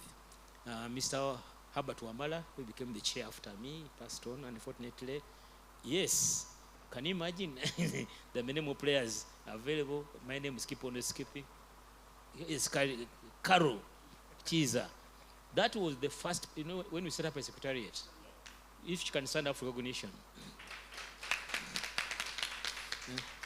Because one of the things we did in the beginning was set up a secretariat to coordinate all these, and Carol was very handy in doing this. Of course, Mr. Sichimpi was left, and many others. So she was mainly the original board, but equally important, I've mentioned him before, Dr. Mwanga Zake, the team from Bank of Uganda, especially the Trade and External Debt Department, were very, very supportive, because for them, they could see the advantages of the association, even over and above my own colleagues, the operators. So, because they were supervisors, they were bosses, it became very easy for us to start the association, because for them, they saw the benefits from the association. Yes. Thank you very much, Mr. Mwanje. I would like to pose my next question to Madame Allen Ford. Madame Allen, during your introduction, we learned that you were the chairperson of the editorial board. Please tell us about the communication or the publications at the time. Thank you very much. As Lamek had already told you, at that time, most of the things were, I think I can call it organic. Our traditional ways of communication. If I want to communicate something to Bank of Uganda, I would go there physically. You take a letter, if it's a letter. If you're picking one, you would go pick it. So if you wanted to go to, if you had something to do with any board member, you would either call them or walk to their bureau. So everything was rudimentary, organic.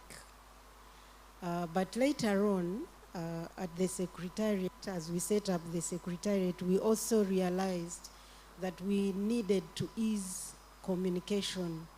So with the establishment of the secretariat, we managed to get an email address. We got a physical address.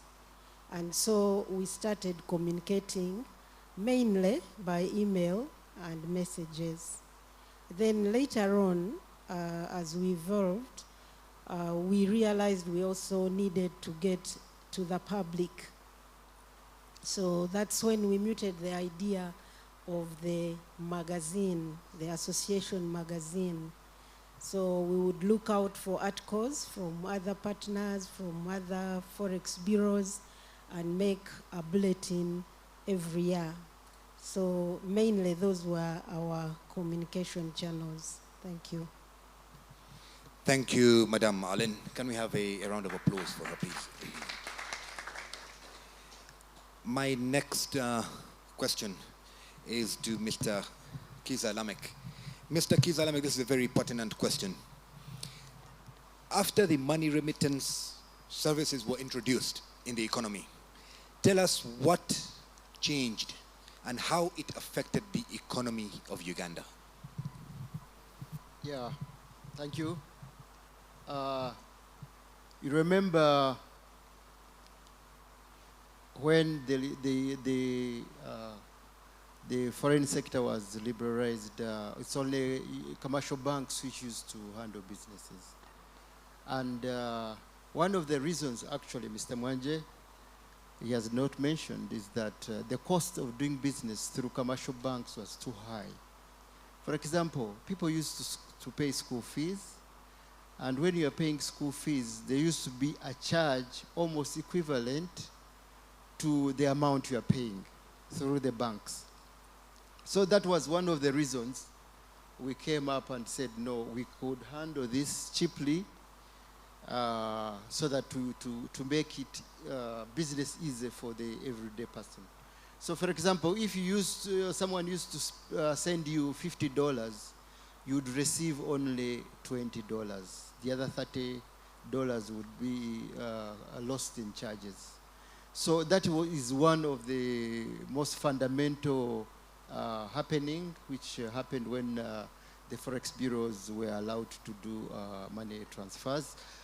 We partnered with international companies like Western Union, MoneyGram, which were very cheap at that time. Even right now, Mr. Mwanje, the transfers, the Forex Bureau fraternity are being denied to make transfers through the banks. But thank God that the fintech has come up.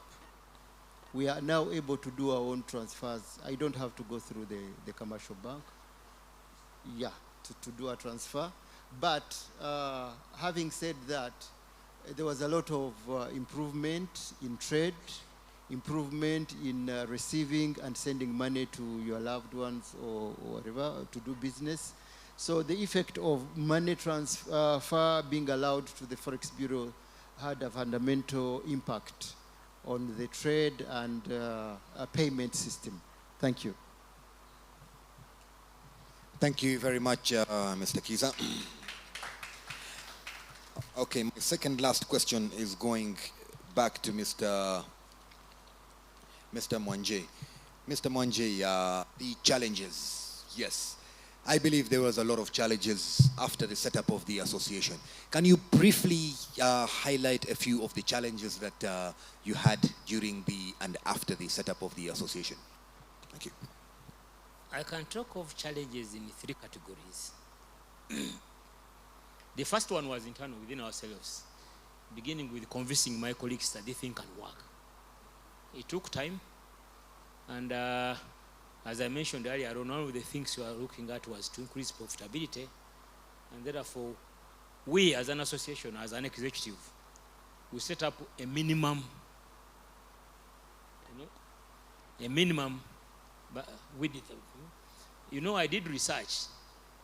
At that time, in Uganda, people were trading for as low as 2 to 5 shillings margin. In Kenya, minimum margin was over 1 shilling, Kenya shillings. A Kenya shilling in Uganda was equivalent to 30 shillings. And so I told my colleagues, the reason people are making money in Kenya and we are not, for them they are making 30 shillings, Uganda shillings on $1, for us we are making 2 to 5. But even to convince people here to see it took us time. The second challenge, I can say, came from other players, including commercial banks. And again, Mr. Lamik has touched on it here. Now they saw us as a threat, and there was so much animosity, to the extent that many of the bureaus, and I think up to today, commercial banks actually closed our accounts. You wake up one morning, you go there, you find a letter, Your bank, I'll not mention a name for me, has written to you and say, after 1 month you have owned, you stop. And then you find out why, because now they're looking at us as competition. Because when we began doing money transfers especially. So that was challenging, but we had to find a way to work where possible without the banks. Then the third challenge was actually our bosses, Bank of Uganda. Whereas they were able to appreciate what you had done for them, we made it easier for them to communicate with the players. Instead of writing 100 circulars to 100 players, they would write one circular to me and my team, and then for us to call one meeting and communicate. See? Now, when it came to things like putting up a minimum, to them they said, now Forex Bureau Association, you are setting up an oligopoly. You know, for us, we are talking about free competition. If people are making losses, that's their problem. For us, you want competition. You can't set a minimum. Now, battling as an association with the Bank of Uganda became an issue. So here I was going back to my colleagues, saying, people, we have to make money this way. Then the Bank of Uganda called you for another meeting. Then they grill you. Who are you to demand that bureaus should not charge less than this? And then within the players also, our own players, they would argue the same way. Because some of these big men, you know, only in mind if small men died, maybe they would do it. It would reduce competition for them. So sometimes they would refuse. You go there and you find on the board the margin is 15 shillings instead of 20. You tell the man, what are you going to do? So you just have to convince him. You can't take him anywhere, you can't report. Bank of Uganda is supporting him. So that was a challenge. But eventually, with the time, it became a win-win. People began to see the bigger picture. And so at the end of the day, the industry as a whole became more profitable. Bank of Uganda was happier, and the players individually. Of course, the commercial banks began changing around. They close you in one bank, another bank sees an opportunity and comes for you. Then they see they have lost you. They want to take you back, you refuse. So it's very interesting, but thank you. Thank you very much. That was very, very insightful. My final question goes back to Mr. Kiza. Mr. Kiza, the reason I'm asking you this question is because you have been pertinent and part of this. Mr. Kiza, we have noted that the central bank is represented here. And this is the reason why I'm asking you this question. If you had a request or some requests from the supervisory body, from the central bank, what would you request them for currently and why? Mr. Kiza. Thank you, Mr. Manji. That is, Now, the industry continues to grapple with the black market. The black market is still there, even in Kampala. It's quite actually pronounced, especially now it is coming out because the industry has over time stayed. So there are many people who have learned to do business. And these people, when they lose employment, they go and start their own unregistered.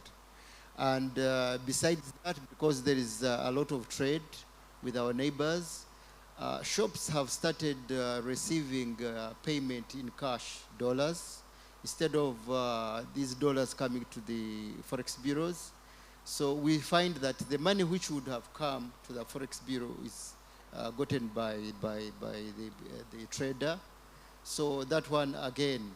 And another thing is that black market is causing losses to our licensed members who pay taxes, who pay licenses.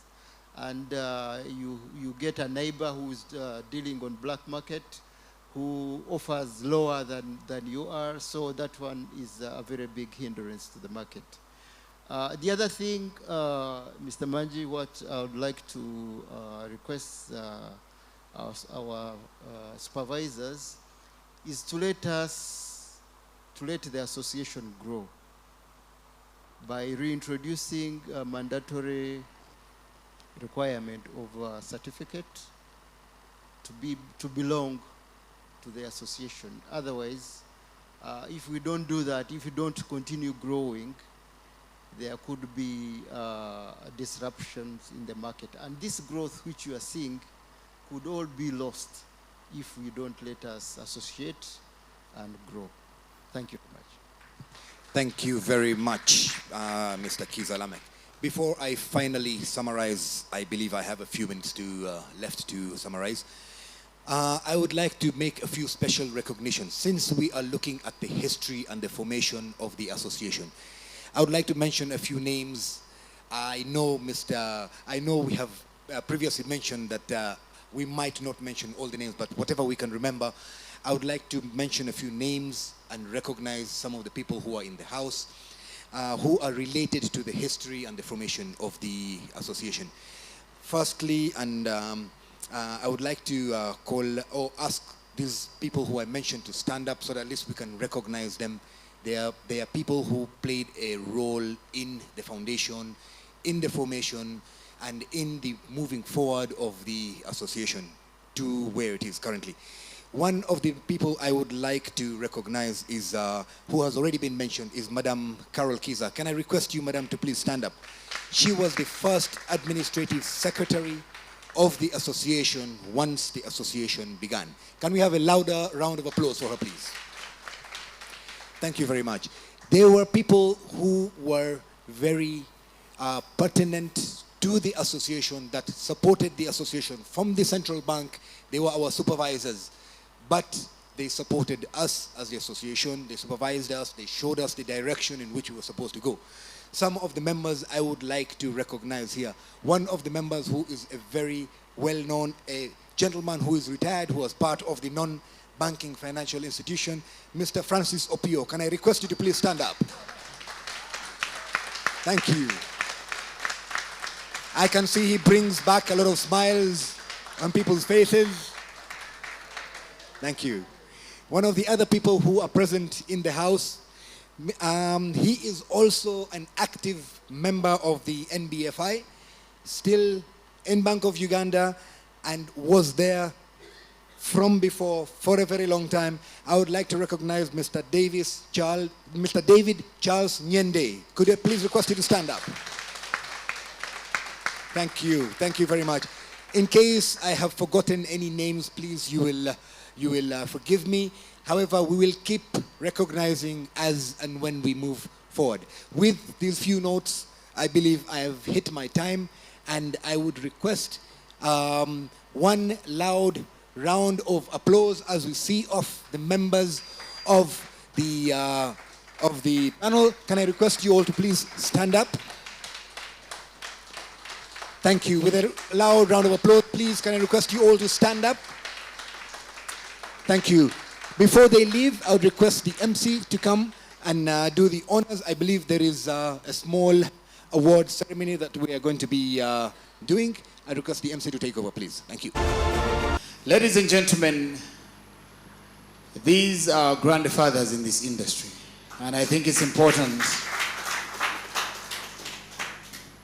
They've shared with us the journey, and for their contribution, I want to invite our guest of honor from the Bank of Uganda, Director McKay, to please come and do the honors of ceremonies for the purpose they found for the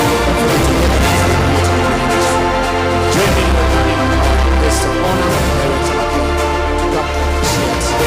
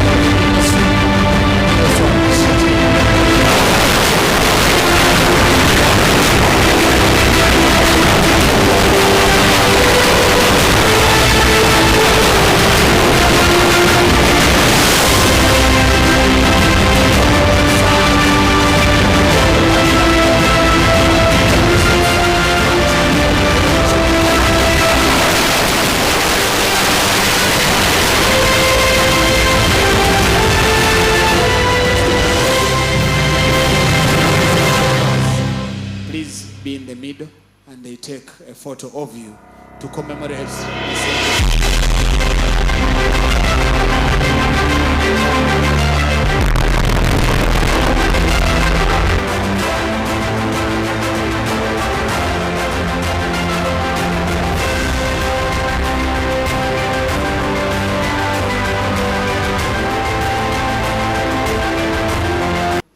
Thank you so much, Mr. Gava.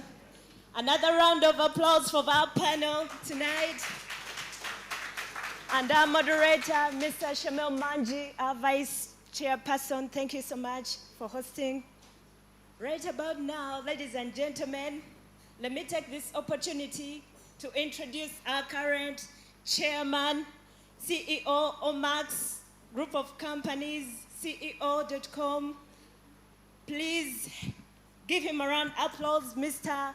Haj Masoudi Obeid. Welcome to the podium.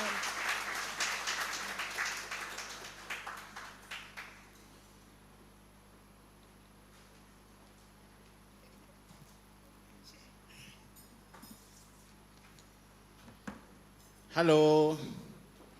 Good evening, everyone. Good evening, everyone. No, that's not enough for me. Let's do the usual thing. Let's stand up. I know you are tired. Can you do some stretching? Yeah. Let's write the letter A. A. S. Which other letter? L. We are done. Can take your seats. Yeah, thank you very much. Ladies and gentlemen, you are most welcome today. I'm glad to be part of this occasion, but before I could say anything, I would have cheated my colleague from Kenya because he's not on the list of speakers. I want to give you 2 minutes. Are they enough for you? You'll come in the panel later. You had the word. So please come and say what, then I can make my statement.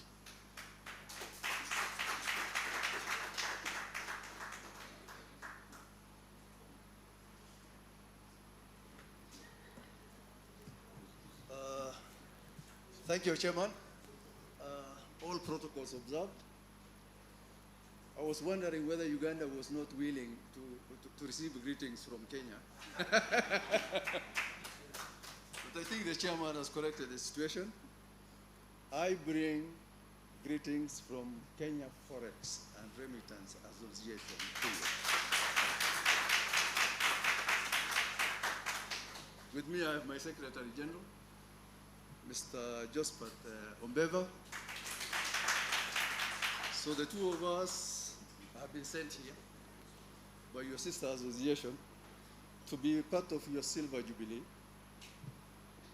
And so far, I think what we have had, the presentations which have been made, your history, we have picked quite a bit from what you have achieved. We know there's a lot of similarities, including our names, isn't it? There are a lot of similarities. You are more senior to us because we are 25 years. We are still at 14. In terms of age, we have a long way to go, but with learning from you, certainly in terms of experience, we'll be at par with you very soon. On behalf of myself, my colleague here, and the entire Forex Bureau and Money Remittance Association, habari zenu. Asanteni sana.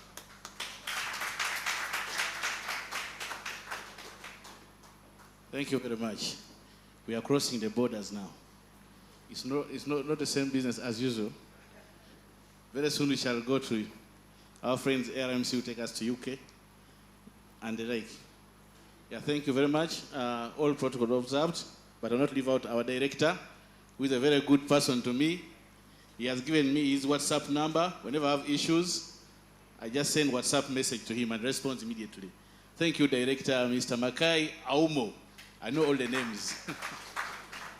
The Mufti in absentia, I think he has gone for prayers. By the way, for our Muslim brothers, we have a mosque up here. Don't miss out prayers. and say the chairman did give us a chance. Last time you were complaining. There's a big mosque. I had my Juma from here. Yes. Good evening, ladies and gentlemen. Assalamu alaikum for the Muslims. And for other side, God is good all the time. Nelson, you are happy now. Allow me in a special way to thank the Almighty for enabling us to reach this day and ask Him for more blessings years to come. In a great pleasure, it's a great pleasure to see many of you, familiar faces. Some are new for this very special occasion. I thank you all for taking time out for your busy schedules, especially my team from Rua Park and King Fahad. I can see the room is full now. Your busy schedules to be here with us, your presence means a great deal to us. This Silver Jubilee is a testament to the hard work, dedication, resilience of every member over the years. I am honored to serve alongside a team of dedicated members on the board. And it's very interesting today. We have a vice chairman. The current vice chairman is the son of the first vice chairman of that session. So Mr. Shabir Manji is my vice chairman.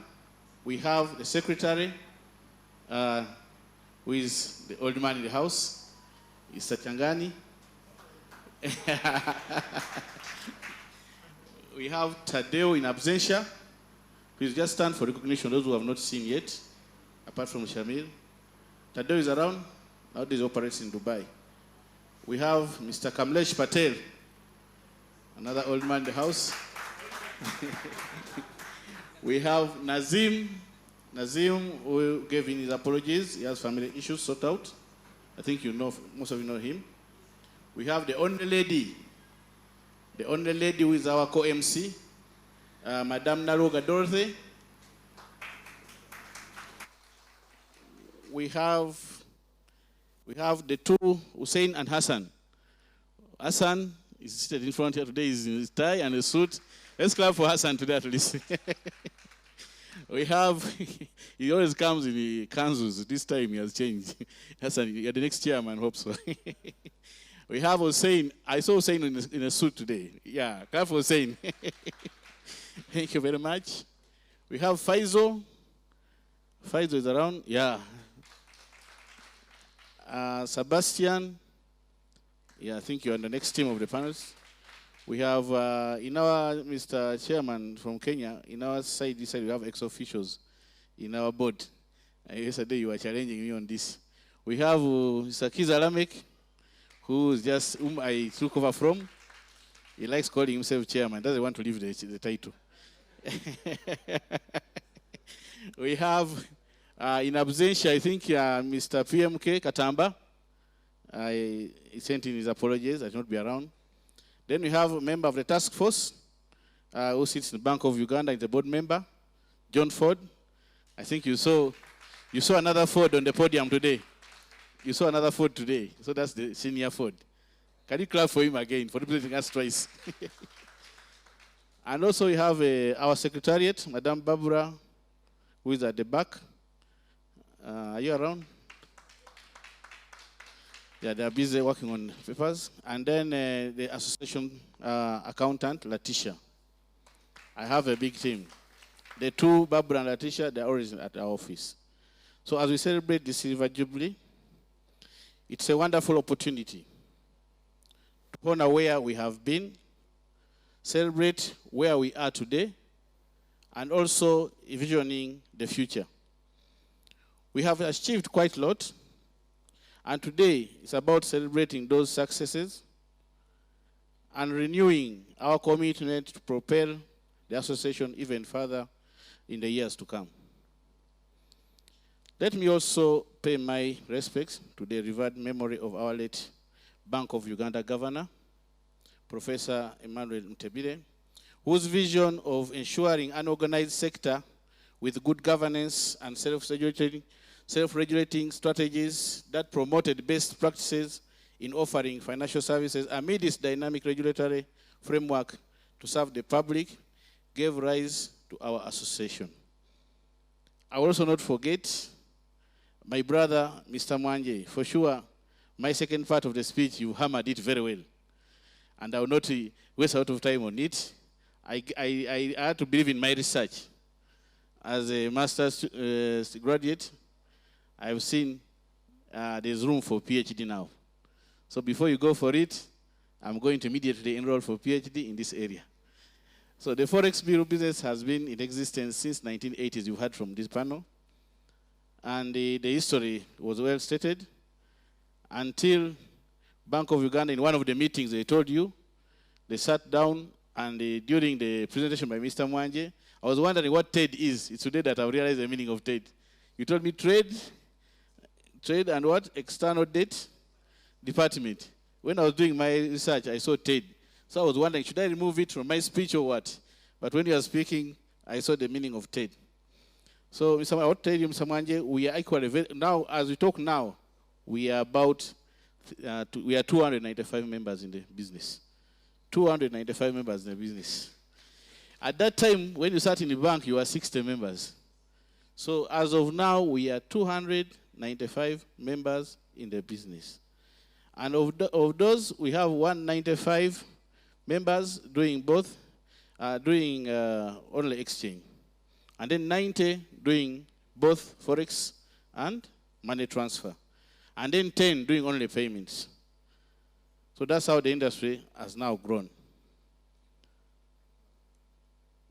Much of the second part of my speech was in that area. But I will not waste your time since you've covered it in our panel here. But as you said, in 2006, the association changed from UFBA, Uganda Forex Bureau Association, to Uganda Forex Bureau and Money Remittance Association.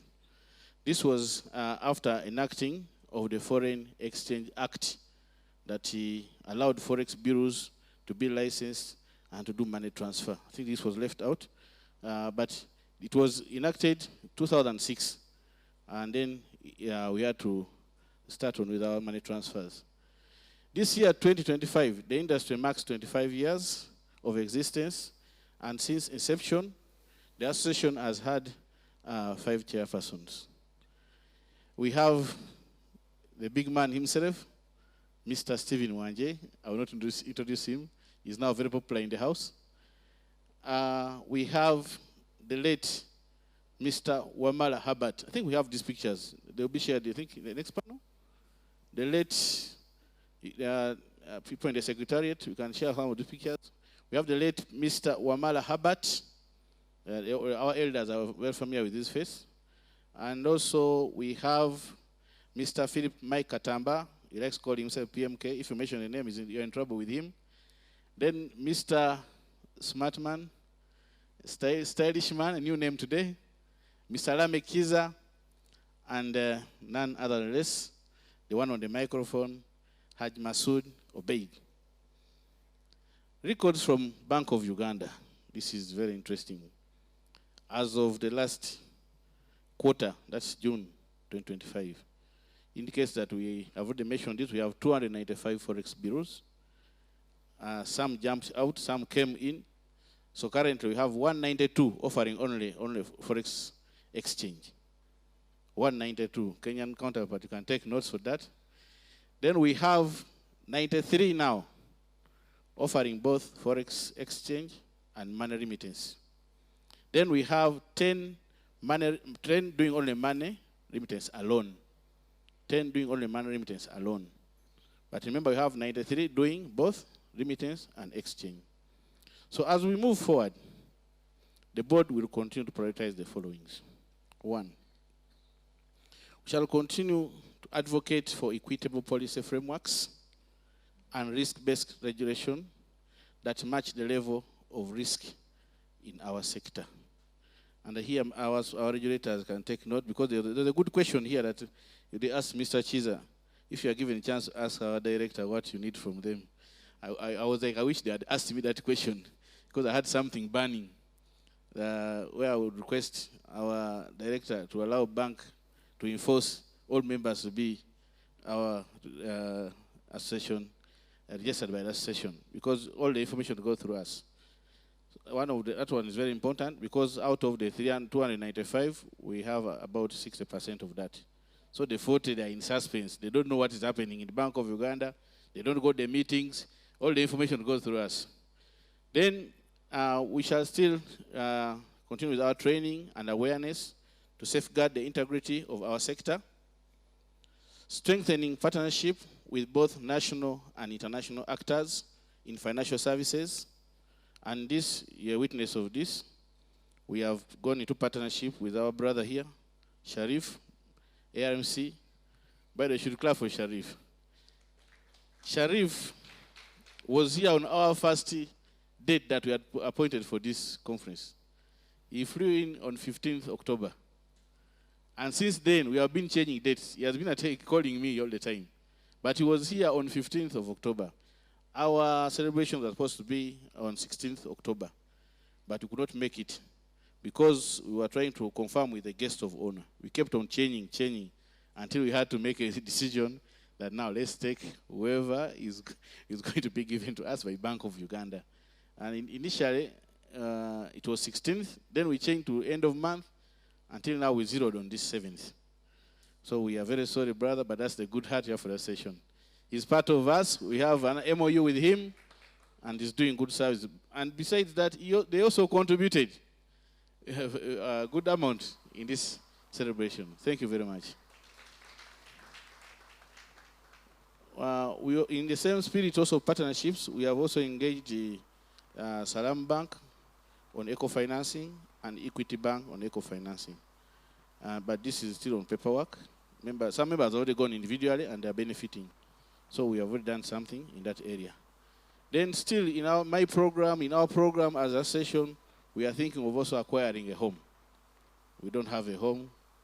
We are renting somewhere. So we believe, like in our research made by a senior, Mr. Mwanje, the issue of social capital. I believe with this kind of arrangement, we are strong enough, each member to bring 2 million, and we acquire a building of 600 million. And I think with that, we can have a very good home and cut on other operational costs of the association. That's in our program. And we're also advocating for social capital, like you said in your research. It's part of our goals, and improve relations with the commercial banks. In this, we have engaged UBA, commercial bank side. We have an MOU with UMB, which is ongoing. We have a working committee we are engaging that MOU with the UBA. And there are a lot of issues, like closure of accounts of Forex bureaus that we are handling, like sharing of some technologies like fintech to cut on the cost. So very soon, since the UBA are it's just like an association of Forex bureaus, for them, it's for the Uganda Bank Association. So they have a voice. Those banks that are misbehaving will be put to book, and things will be normal going forward.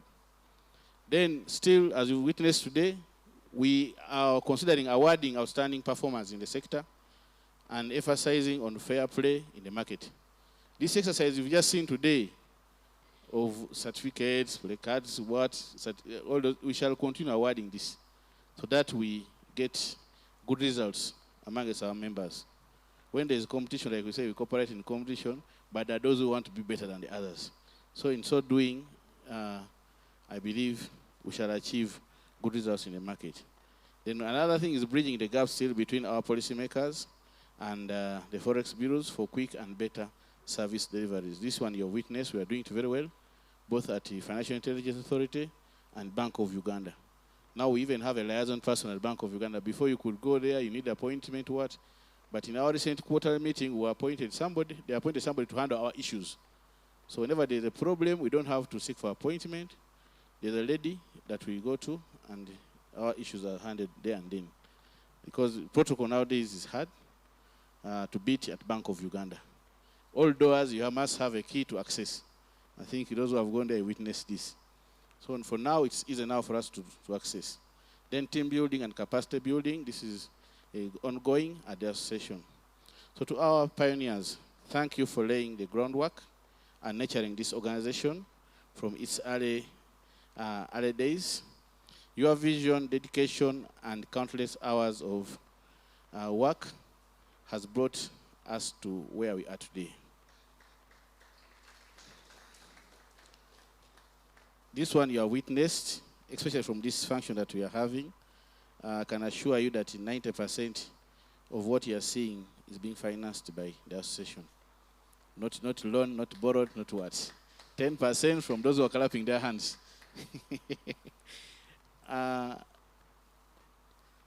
We are still inspired with the mission you created, and your continued involvement is invaluable as we build the future together. Since some of you are still part of the business, I've had one is a director in Guild Frank, executive director in Guild Frank, so we still need his input. To all our members, I encourage you to remain active by paying your annual subscription. Some of you are misbehaving. Some of you have many branches and you're not committing. So we encourage you to continue paying so that we have such functions. I encourage you to continue being compliant. As you know, there are penalties for those deficiencies, especially fear. And also be involved in shaping the future of our industry. I encourage you to participate in upcoming elections. Just you heard from our sister here, Madame Ford, and make your mark just like you've seen the people before you celebrating their day today. That when you come in the next year, if I was in Kenya, I would be celebrating with them because I'm making 14 years also. As for those still in waiting room to join that session, I can proudly say that when you walk alone, you move fast, but when you move in the group, you move far. And secondly, united we stand, and divided, you fall. On behalf of the board, therefore, I thank you once again for your support and trust. I extend my appreciation to the government of Uganda, led by His Excellency Yoweri Kaguta Museveni, Haburwa, for the peaceful environment that enables us to transact freely. I also thank our regulators, Bank of Uganda and Financial Intelligence Authority, for the supervisory role and compliance enforcement offered to us. To our partners, we are very grateful. So I will request MC, MC, you'll give those who have not mentioned the word, because they have done good work for their session. So let us continue working together to foster a professional, compliant, and prosperous Forex and remittance sector in Uganda. At this juncture, I had a role to play, but I would like to pause to allow our partners to say a word or two. Then we can bring my brother from the left corner. Thank you. Can I request that we clap for the chairman of the association one more time?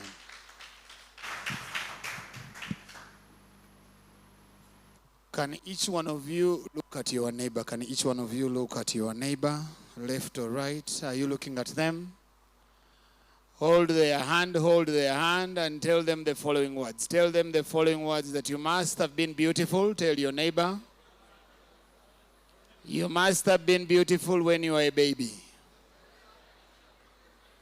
But the realities of the world have brought you where you are. But nonetheless, we are happy you are alive. Give your neighbor a high five and tell them, let's enjoy, let's enjoy.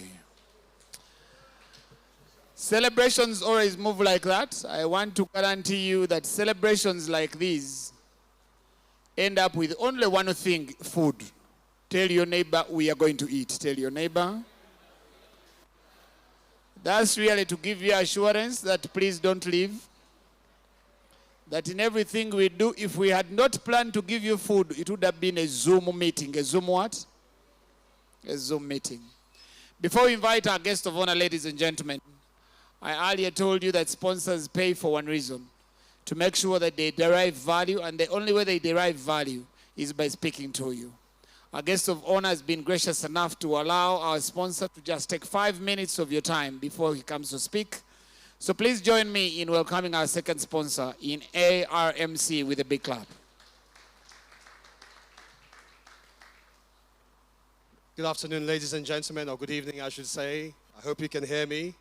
I can just about hear myself up here, so I hope you can hear me. It's a real pleasure to be here. My name is Saldis Jushu Sheriff. I think some of you may have met me before because we've done training to directors and MLROs. On my right is the representative of ARMC, the partner in Uganda, and my right-hand man, Mr. David Mayeku. I can see that. Thank you. Let's clap for David. There are many reasons why we should also clap for David, and I think that Mr. Mwanji there, many other people here recognize Mr. Mayeku from his many years in the Ugandan banking sector. And again, one of the pioneers, I'm sure even Mr. Kiza will admit, of the FX markets in Uganda. ARMC is a regulatory risk and compliance consultancy. And basically, we provide services to the FX Association in the form of regulatory risk and compliance advice, training, capacity building, technology, and so on. I've got to say that this is a fantastic 25 years celebration. It's been something and a half being able to hear about the history of the association and its formation and its journey, and all credit to the members, some of whom I've known in the time that I've been operating here in Uganda, but not all the history behind what they've been involved in up till now. We want to take this opportunity to tell you a little bit about some of our work. Of course, I'll take you through what we have here, and then Mr. Mayeku will say a few words as well. So basically, we have an MOU with the association, and that MOU is very precious to us. And the reason why the MOU is even more precious to us is as we learn more and more about the history of the association. The first inaugural chairman spoke about integrity in the way in which we do business, and in our business and in what we promote, which is about regulatory compliance and risk management. It's all about integrity. And in our work with the Bank of Uganda, I should have acknowledged all protocols. I pause to acknowledge that I stand on all protocols.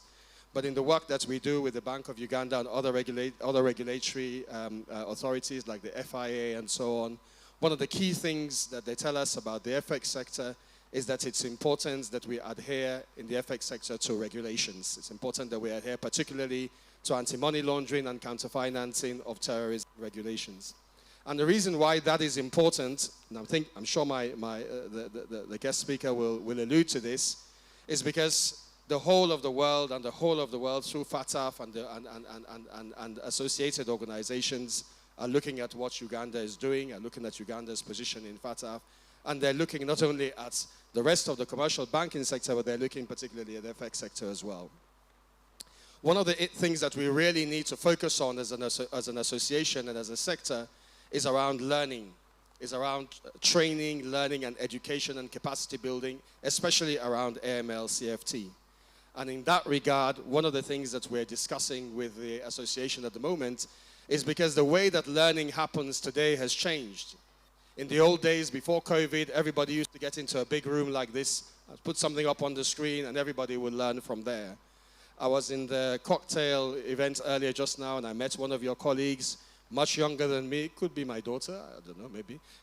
And she was telling me about TikTok. And she was actually giving me an education about how I could become a TikTok specialist in risk. I mean, it's not something that ever crossed my mind, but actually what it did highlight to me is that really the way that people engage with learning and engage with training has changed. I'm not going to, if I can get the slides up, great. If I can't, I can't. It's not the end of the world.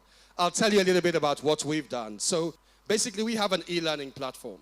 And basically what it does is it allows all of you here as directors of FX bureaus to be able to train your staff much more effectively, much more cost effectively, and allow your staff to be able to engage particularly with learning in a manner and with content that is particularly engaging for them. There's nothing more challenging to most people than when it comes to regulatory training. But with our platform where you get AML, CFT, which is anti-money laundering training, counter-financing of terrorism training, all the things that the Bank of Uganda expects you to be able to do, it means that your staff can access this training wherever they are, whenever they want. They can access it from their phone, from their iPads, from their computers. So there's no longer an excuse to say, oh, I need to release 3 staff, half the number of staff in the bureau in order for them to be able to go and train. This stuff comes to you on your phone.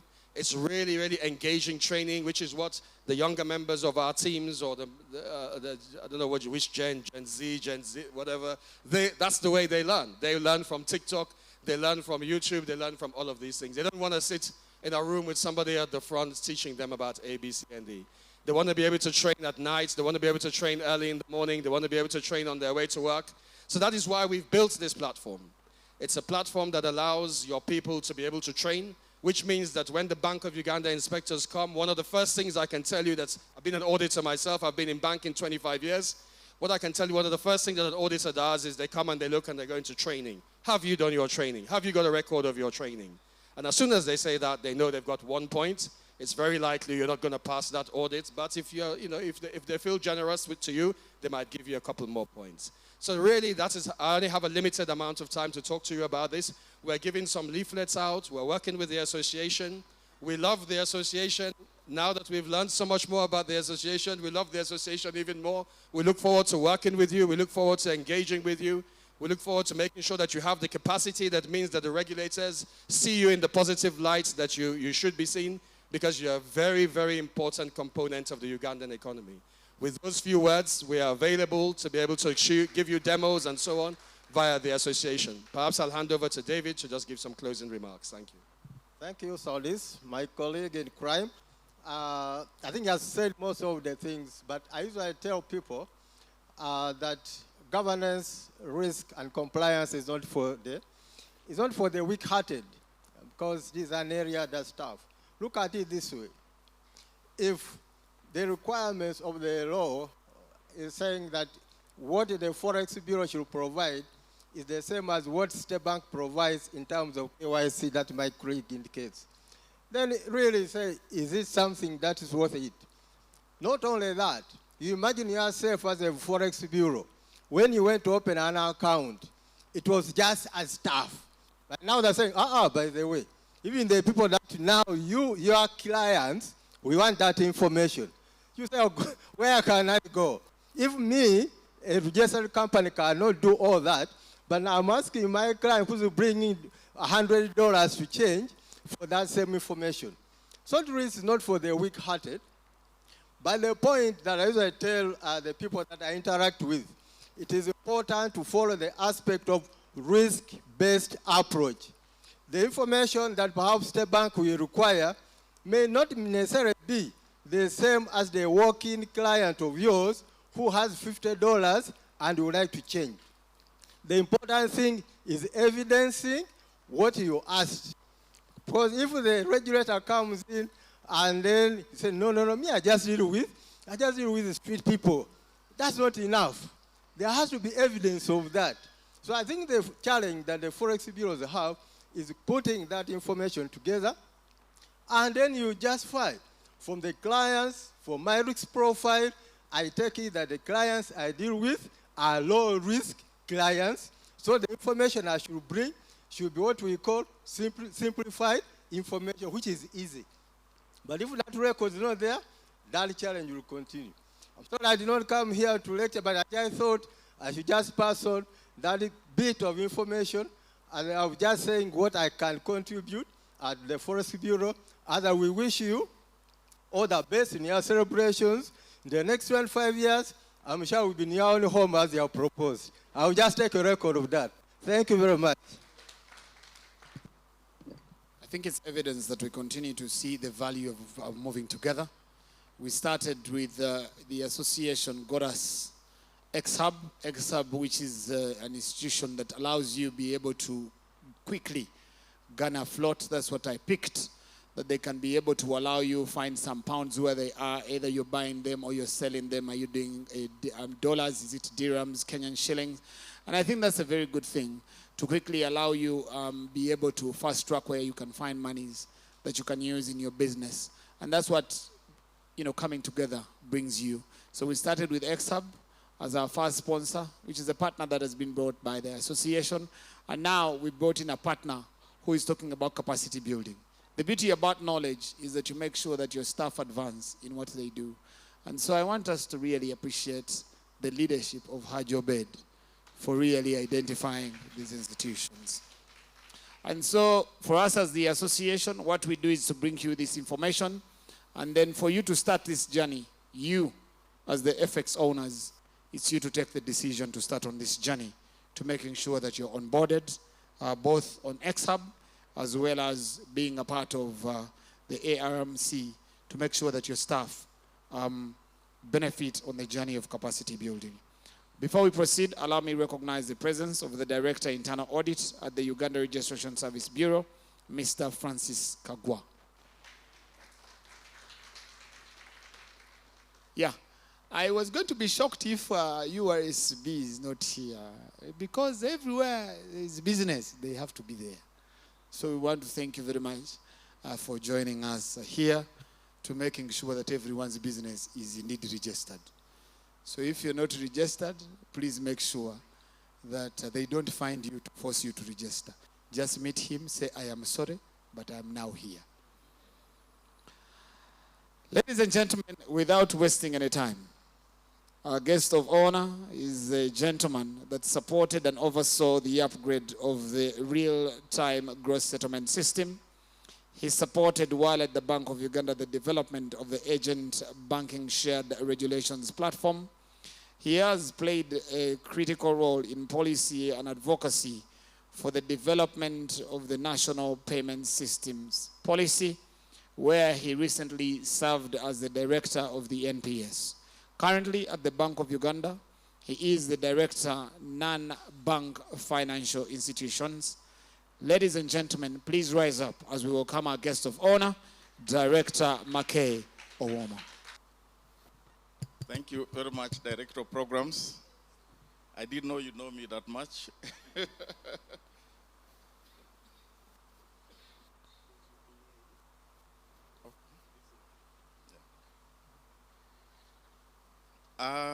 Grateful to be here.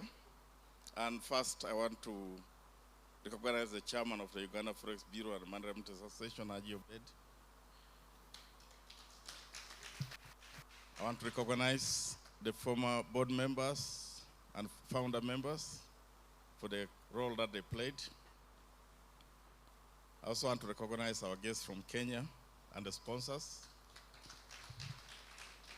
And then I come to the executive committee and members of the association. I also want to recognize all the directors and managers of Forex bureaus and money remittances present here. And my colleagues from Bank of Uganda, I have two of them here, you can stand up. So those are the people you work with on a daily basis. I'm so delighted here to be here. I've been a banker for most of my life. I joined banking at a time when we were liberalizing the financial sector, way back '92. And I saw all these developments. It looked like a dream, but now it's a dream come true. Indeed, a liberalized foreign exchange sector promotes stability and financial sector development, and that's what we see today. And before I go into the speech, I'm so touched and impressed about many things that have happened, especially from the founder members. And I want to, again, recognize the role played by Stephen. We don't call him Stephen, actually we call him District Governor. I'm happy to meet you here. And looking through what the association is going through, it seems to have a Rotary blood in it. Because in Rotary, you serve as a president, and like I'm a past president, I'm not carried my lapels, but I'm a past president. But then you remain to serve and work and support the other members. And this is exactly what I've seen happening in the association. I want to note that the central bank supports financial sector development and supports all the associations in the financial sector. And the bank initially was focused on price stability and sound financial sound systems, financial systems of stability. But in 2022, we changed it to read sound financial systems, price stability in support of socio-economic development. And I bring you greetings from the governor. He would have loved to be here. I also bring you greetings from David, the Executive Director, Supervision. I'm the Director in charge of non-bank financial institutions, which is still within the supervision docket. I'm the one who always writes letters to you. You have seen those letters, they come from me. I'm the one who signs them off. Both good ones and sometimes difficult ones. But we are going to work together. I've told you that the bank supports many associations. Like we have the Uganda Bankers Association, we have the CRB Association, now this association we are celebrating today.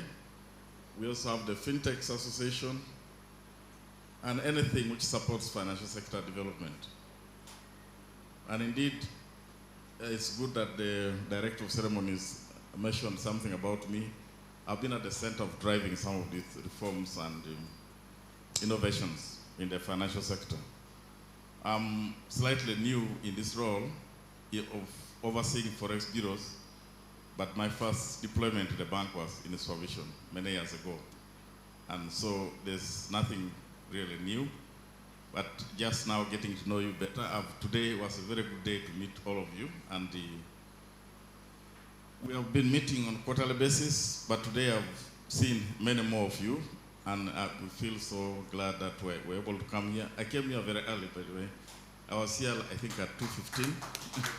I've been sitting here. So that shows the level of interest. So a very good afternoon to all of you, ladies and gentlemen. I don't know what term collectively puts us together. So Forex Bureau and money remitters.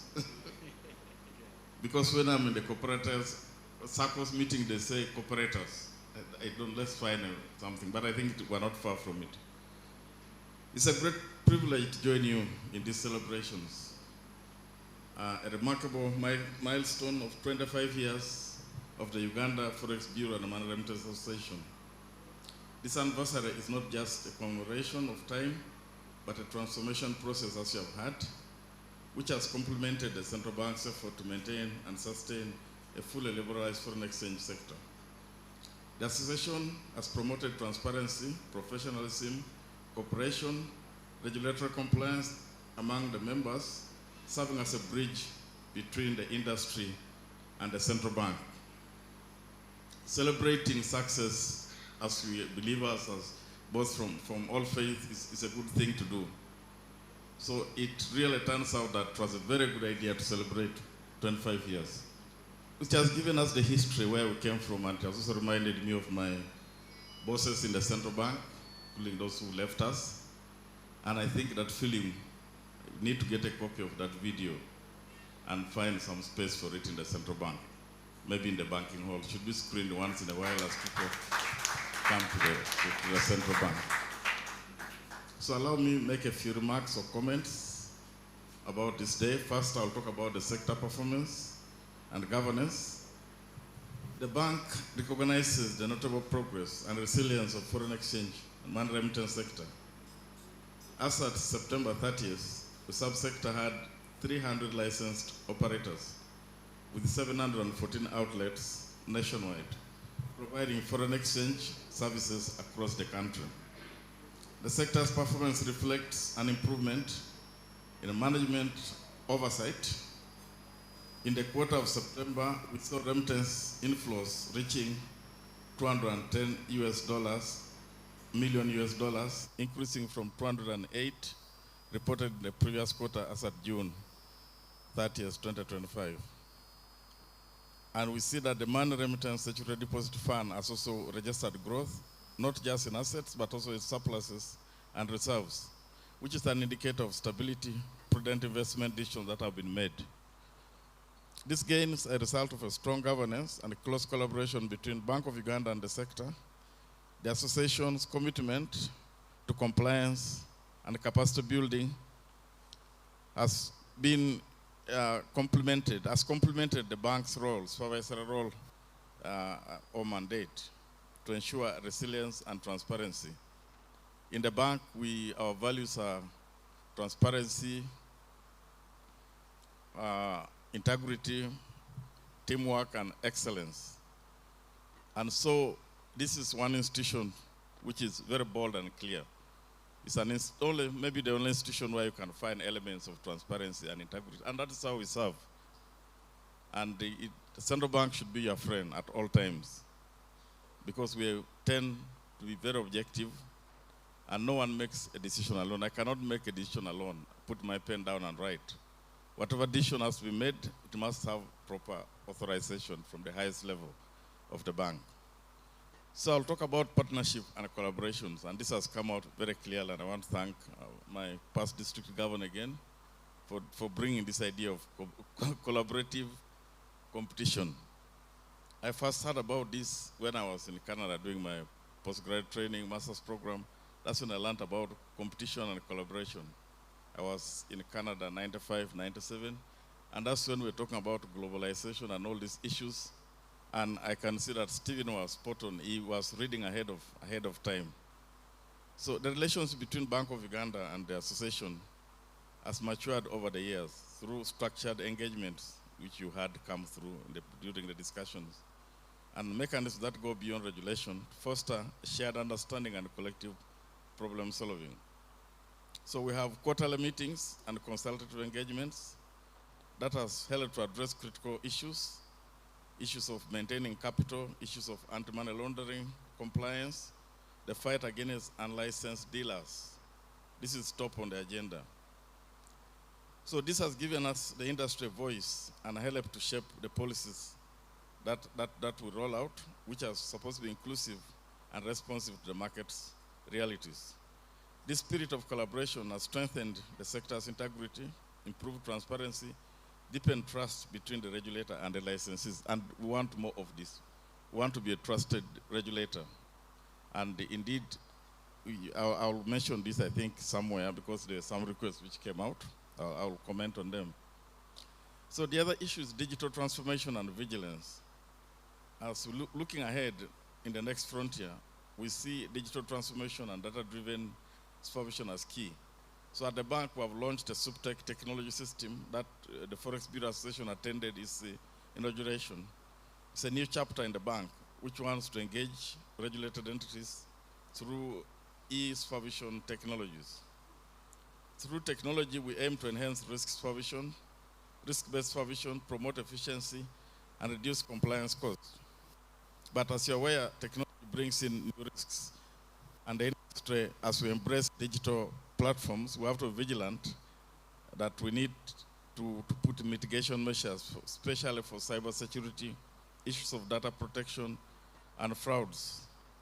So Bank of Uganda will continue to collaborate with the association in capacity building, technological innovations, awareness creation, to ensure that the transformation is secure and sustainable.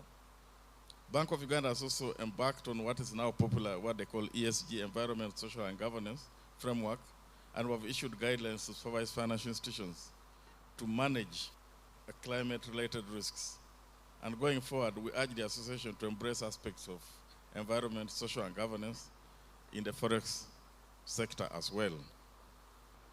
So looking ahead and looking at the shared vision and shared responsibility, as we reflect on these 25 years of achievement, let's look forward with a shared sense of purpose, and Bank of Uganda remains committed to working with the Uganda Forex Bureau Association to build a more robust, inclusive, innovative foreign exchange sector. Our shared vision is a marketplace that is transparent, technology-driven, and trusted to support national development while safeguarding financial stability. So through these continued engagements, we'll nurture a sector that not only meets today's demand, but anticipates tomorrow's opportunities. So as I conclude this Silver Jubilee celebration, testament to Uganda Forex Bureau and Remittance Association resilience, professionalism, and effective collaboration, which has come out very clearly. The sector has connected Uganda to the world, empowered entrepreneurs, supported families. I see families even here. As we celebrate this milestone, we must continue to uphold integrity, embrace innovation, safeguard public trust. Bank of Uganda congratulates the association on the 25 years of excellence and pledges to continue in this partnership and shaping a dynamic, resilient foreign exchange and remittance industry for the country's future. Now, thank you for listening to me, and this is all said for God and our country, and God bless you all. But I'll quickly make two comments. The first one is the issue of the black market. Haji Obeid knows that we have a task force which draws membership from the police force. We have CID, we have criminal investigation. We also have the Financial Intelligence Authority, we have KCCA, we have local government, we have departments within the bank. We have received the legal review of our terms of reference and the approach that we want to take from our legal department. It has been cleared. We are aware about this. We even have a report. We know where these people are. You'll keep your ears on the ground, and then you'll see the developments which will come. Because this Uganda order needs to be put in. If we allow everybody to do what he wants to do, it's going to become very difficult. We shall lose control of this beautiful country that's endowed with many resources. So we know this black market, but maybe it's not as bad as it is in other parts of the region. I think that I can testify because I travel a lot around. I was in Accra recently. You walk on the corridor, somebody is asking you, change, you want change? Even Tanzania change, but we don't have that. Not so much, not to a large scale. And I want to thank the association for that. Compelling membership, this is something we have to take back first and discuss internally. But I think we just need to put in more incentives to the members. When you give incentives, people will come. Incentives too? We should push. I mentioned our values. We want to remain transparent, we want to be honest, but we want to provide incentives. And we shall discuss with the association during our quarterly meetings which areas can create a softer ground to allow more members to want to come in. So thank you. Done these remarks on behalf of Executive Director of Supervision and Regulation, who was not able to come here, and who had also been delegated by the governor. So I became the third tier to be here. I thank you very much. Another applause for the director. If there is any person easier to approach in the Bank of Uganda, it's the director, Mr. Mackay. Even if it's at night, you send the WhatsApp, he replies. Thank you. So as you have heard, Director Mackay is here on behalf of the governor. So let's clap for the governor, Bank of Uganda. Director, I'm going to request that you put here your file so that we appreciate your time here this morning. Haji Obed, please, let's go there in the center together with the director so that you can award our guest of honor. Haji, it's okay. Let's first do the honors of awarding. I'm going to call the historicals. But since historical Mwanje has already stood up, I have no authority to tell him to go back.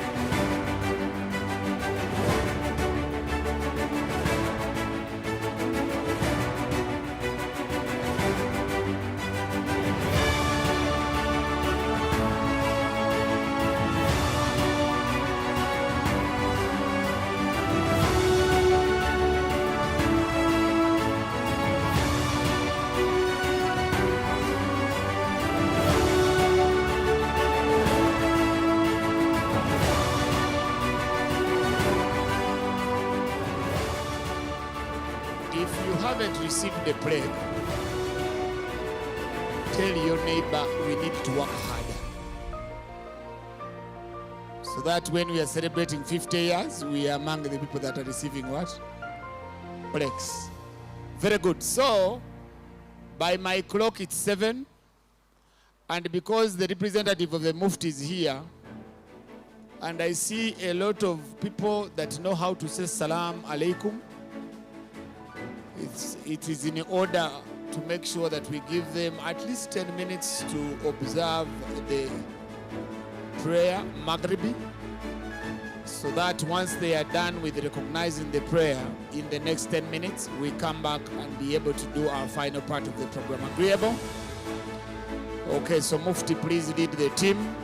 And for us who are not going to be a part of the prayer, I want to now invite the band one more time to keep entertaining us as we return to do our final part of the program.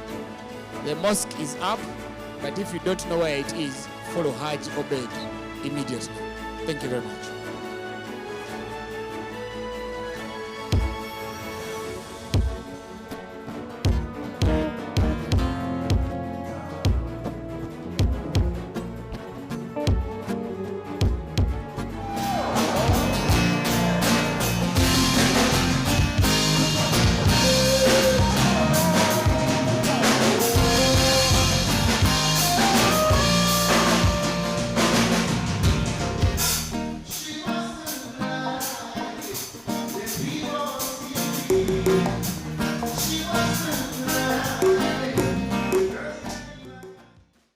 Good evening, everyone.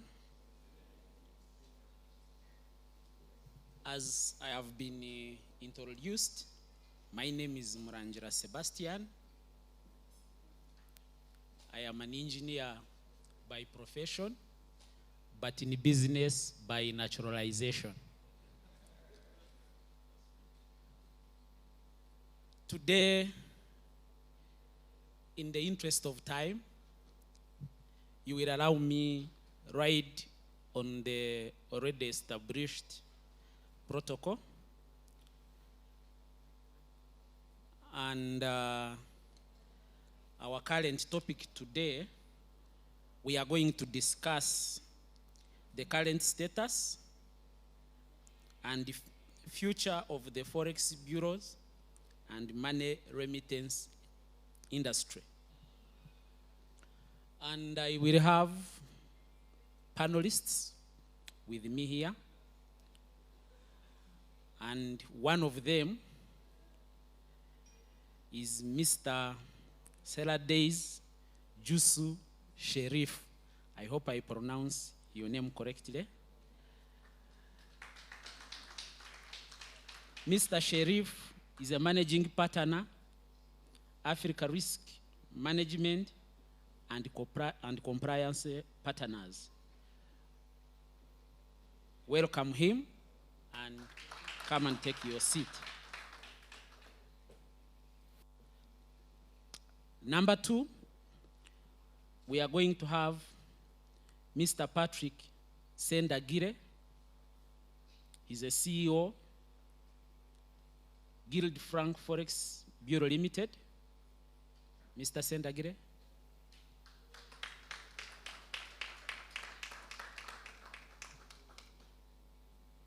Thank you. Number 3,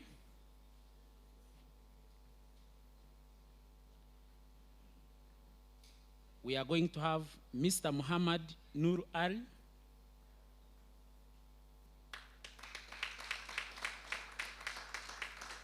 He's from the Association of Kenya for Forex Bureaus and Money Remitters.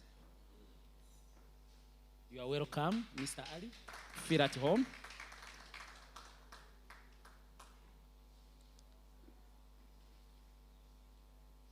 Next, we are going to have Mr. Nelson Bosa Kataza. He's from Bank of Uganda. Most of you know him.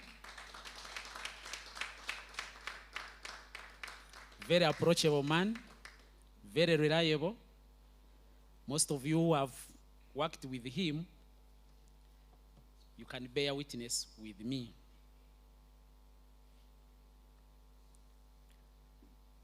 This panel, we shall mostly be careful such that we don't become academic, but we might throw it around the border of being academic. In the interest of time, we shall keep it brief, and most of them have been introduced. Those who feel something has been left out, you feel free to inform members who you are as you tackle the questions that are going to be coming to you shortly. Members, welcome the panelists, such that we can start. We've already introduced the topic of today, and straight away, I would like to begin with Mr. Muhammad Nur Al from Kenya. When we were amending the Foreign Exchange Act, one of the motivation was that the market is no longer inward looking, we are outward looking with respect to the East African community. Mr. Ali, you are from across the border, but definitely within our regional economic bloc, the East African community. Here we do grant licenses to foreigners to operate Forex bureaus and money remittances. So your being here is of great relevance. And talking about relevance, Mr. Ali, what is the ultimate relevance of Forex bureaus and money remitters to the economic structure of the East African region, and how can they be harnessed for the betterment of the regional economies? Thank you for the question. I believe it's a very tough one. And it's quite broad-based, but I'll see how we'll handle it. Number one, first of all, in licensing foreign exchange bureaus and money remitters, the first thing is, are those laws similar? Are the regulations that are governing those sectors similar? So before we get regional, certainly I do believe we need to streamline areas of laws and regulations, which definitely in some areas maybe there might be some difference. In most areas, I do believe those laws and regulations are the same. Now, if, for example, I look at the issue of compliance, which I know my brother here is going to talk about it at length. If you look at what, for instance, FATF requires, it's across the board. You know, it affects wherever you play in that sector. It's the same regulations. It is the same KYC, CDD, EDD that is required. So that in itself tells you there's a possibility of having level kind of legal and regulatory requirements.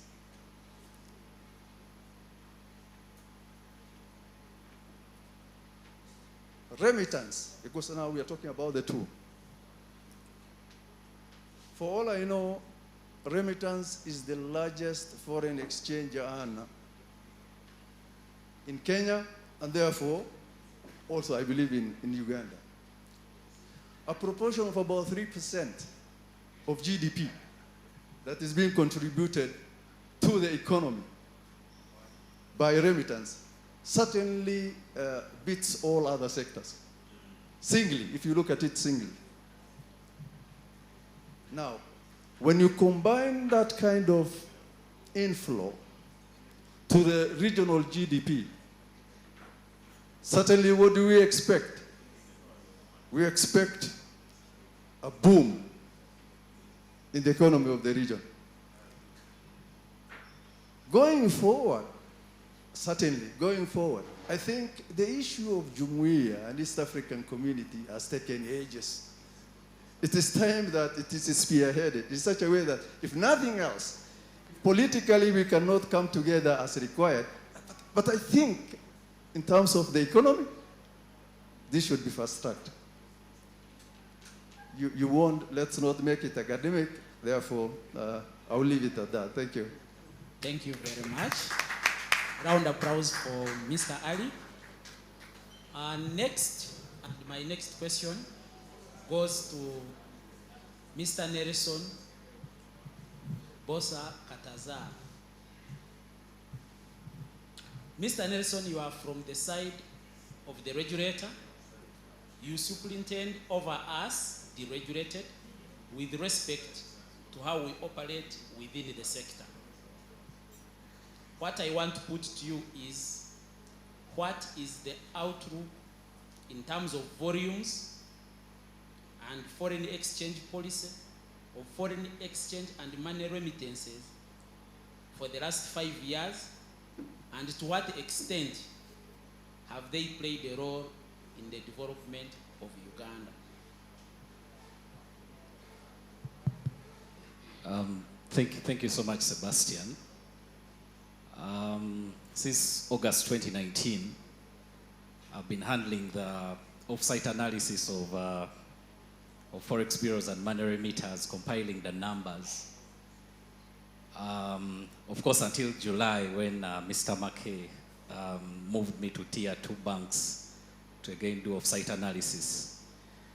But let me give you a bit of history. When the Foreign Exchange Act of 2004 was enacted, you had about 72 players, and in terms of transaction volumes, they were doing about 800 million US dollars in a financial year, 2003, 2004. But at the end of financial year 2024, 2025, your sector was doing about 18 trillion, about $5.4 billion in terms of sales of foreign currency. If you want to relate that to your GDP of the country, that's probably something about maybe in the ranges of about 10% of GDP. So if you look at the trajectory from 2004 to 2025, you see a sector that is growing, and the outlook is definitely going to be, in the next 25, if you want to call us back here at your 50th year anniversary, we're going to be speaking, I don't know how many trillions we're going to be speaking. Because when you look at, first of all, when you look at the demographics of this country, they're young people, right? And when you look at these young people, you know, their characteristics and all that, you have a feeling that your industry, in terms of foreign exchange, in terms of the need for foreign exchange, it is only different financial activities within the market. What it has to say about that is that, and I'm sure the Bank of Uganda will confirm this, is that we need to take a risk-based approach. Those who are less risky, on the whole, get less regulation. I guess the key thing that we have to answer, the key question we have to answer, the point that I made earlier, why do we regulate? Why do we regulate at all? Why don't we just leave it the way it is? Let everybody do what they want to do. But we regulate because there's a plausible reason for it. The applicability of these regulations, these international standards, to where we are in Uganda, where we are in Kenya, where we are in Sierra Leone, where we are in Nigeria, these are the challenges that we face. The Bank of Uganda is more than well equipped and well placed to be able to apply risk-based regulation, and it does so. But I mean, at the end of the day, we're global markets. The largest financial market in the world is the one that you are in. You are in a privileged group. You're in a global market. If you want people to take you seriously internationally, which is how the foreign direct investment comes in, which generates the foreign currency that you trade, then you've got to be able to be willing to be part of that regulatory structure. You can't take the good, and then the hard bits, you drop them as you fail. That's not going to work. Thank you. Let me just comment on what my brother here said. It's true, it's not fair, for instance, for money, for Forex bureaus and money remitters to be put at the same level with commercial banks in terms of compliance and what have you. Definitely the resources that their disposal is not the same. However, we also in Kenya face the same, and I'm hoping that my brother from the Uganda bank is listening to me. We realized that there's that disproportionate kind of regulations affecting the different sizes of the sector, subsector players. So we've proposed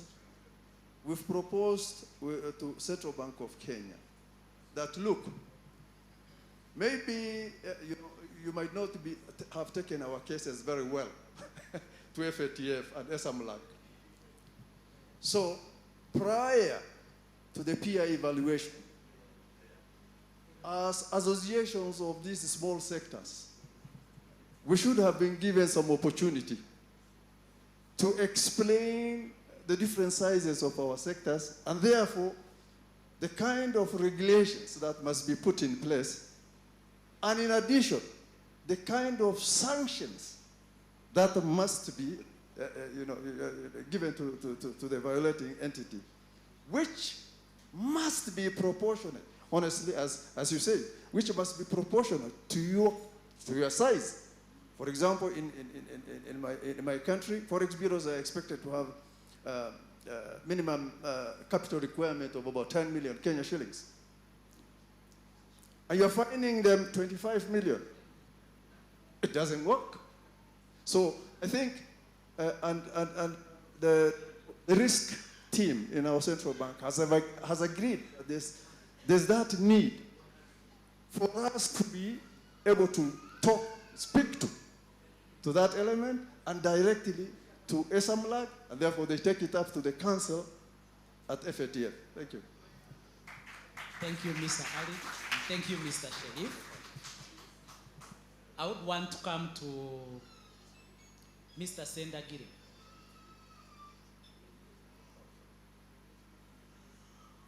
And I would want to say that one of the achievements of the association over the years is to bring the regulator and the regulated into the synergy of compliance. What is your take on this, and what more needs to be done? Because these two, we are now into a synergy of compliance.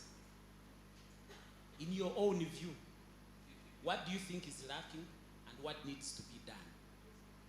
Thank you.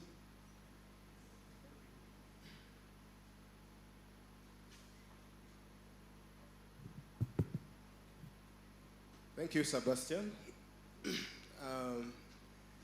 I want to take the opportunity to thank our founder members. I have never had an opportunity to see them together like I did today. So I'm happy that I managed to see that. And thank you for the vision that you had 25 years ago. And then our board, our current chairman, thank you for putting this together. Now, compliance. Of course, I cannot really, or I cannot explain the critical role of compliance enough to the subsector that we are playing in. Compliance is very critical. And it only takes a very committed association like the one we have, a very the thoughtful minds that we had from the start to navigate the challenges that keep coming. And our sector, you need to note that it can be described as a fast evolving financial services space. And therefore, all the time we have growth, all the time we have different requirements and different things we have to deal with. Compliance comes in handy each time the requirements keep growing. So yes, I think our association has done a big role in bridging the communication gap between us, the players, and the central bank. It has done very wonderfully well over the 25 years. If I'm to go to what can change, what needs to be done better, maybe.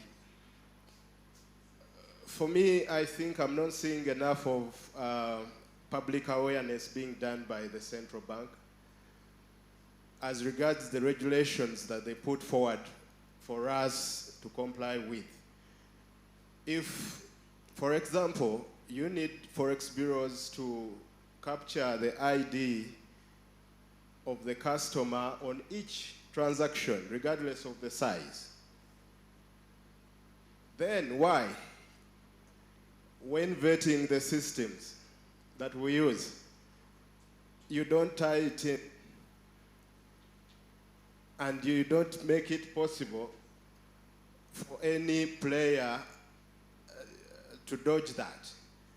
We have a system on one hand vetted by Bank of Uganda, and it's not, actually you can bypass that. And then on the other hand, the same central bank expects us to comply. So I think if we leverage better the technologies that we have, that is the systems that we have, we can be proactive about some of these things, and that can raise the level of compliance of the subsector. Going back to the public awareness, I said I'm not seeing enough of that coming from the central bank. I think if something comes, maybe it's new, can we see it all over the place, in the news, in the media spaces? But it seems like it doesn't reach the communities very well. So that leaves us with a burden of dealing with a public that has different expectations. And then, on the other hand, we have to satisfy the central bank. And for us, we are in between there, the central bank and the public. We receive regulations, and then we have to enforce them with the public. But then there is no awareness from the central bank, because that's what the public can believe more than what we can tell them. So I think if that is improved, we could see improved levels of compliance. I would want also to stay with you on one of the points you've made, that we leverage technologies, but personally, I've realized that the attraction technology brings on board sometimes increases the cost of compliance, and to the extent that sometimes we eat so much into our margins so as to comply. I had asked you, what do you think needs to be done? On that one, what do you think the regulator and us, the regulated, should do to ensure that we foster compliance without skyrocketing the cost of compliance? Because we may sometimes fear mentioning this, when financial intelligence authority comes on board, that is their niche and they are protecting it jealously. Bank of Uganda, they want to protect their space jealously. And us who are accountable to both entities, we find that some costs are actually duplicated. I'll give you an example. You find some of the returns Bank of Uganda requires are the same returns FIA requires. And when you propose that, can't we have, for example, a central depository center where those returns can be put, and those government entities, because they all work for the same government, can find them there and do whatever they want to do with them. What do you think in that space is lacking for government entities working in synergy to protect us, the accountable persons, from being exposed to high costs of compliance? What do you think is the missing link in between that? Well, I hope I really understood your question. I'll start with if technology is too costly, as regards the benefit, compared to the benefit, then you're not supposed to take that up. But if the point is benefit cost analysis, if we envisage that the benefit is greater than the cost, then it's no longer costly. So I think we need to engage, not looking just at the cost, but can we look at the benefits? The second point was about duplication between government entities. I think technology has the answer to that, but of course your interest is how can we avoid the cost? I'm afraid we may not be able to avoid the cost and yet have what we are looking for. With these projections Nelson is giving us, if we are serious enough to partake what is coming, I think we are going to think about a better financing option or funding option wherever. And then I don't see the central bank coming in to finance anything that we are going to use to our advantage. I don't see that. Maybe the officials are here. They could answer. So I don't see them coming on board. It comes back to you, the entrepreneur. It comes back to you, the director, the shareholder, to see ahead. The more you can do this, the more you could do with the opportunity coming. So I think at the end it's a calculation. Okay. At the end it is a decision you have to make. Okay. You may decide to keep where you are, but if you want to move forward, I'm afraid you have to accept the cost in exchange for greater benefit. Thank you very much. Thank you very much. Finally, I had someone... Sebastian, yeah, yes? Just give me a bit of 30 seconds to just do a rejoinder. The director mentioned it, Mr. McKay, that conversations and initiatives at the Bank of Uganda to implement a SupTech solution for the financial sector in terms of the way we receive data from the licensees. So that is something that is going to change in the next maybe 1 or 2 years. So the Bank of Uganda has already started initiating a supervision technology, SupTech, okay, you want to call it a SupTech, where we are looking at what systems that you are having, and I think the current system that is being developed by the association, there are conversations around there, and how it is going to fit into this solution, such that we are able to tap that data directly as it happens, and it comes to us and it enters into a data warehouse, and then you will stop the normal, filling out of returns, periodic returns, submitting them to BOU. So data will be received, we'll tap into your systems to receive that data, and then the onus will be on us to use that data the way we want, as opposed to you doing the way you do the return submissions and all that. And I believe that is one of the areas we are looking at to reduce this sort of regulatory burden on the licensees. So it's a project, and I think conversations have started. A meeting will be held, I think, with the leadership of the association to see how your proposed system can fit into this, this SupTech project. And then we shall see how we can get, transaction data, your financial performance, all such details. I think the conversation has started in that area, Sebastian. I wanted to say that. Okay, thank you very much.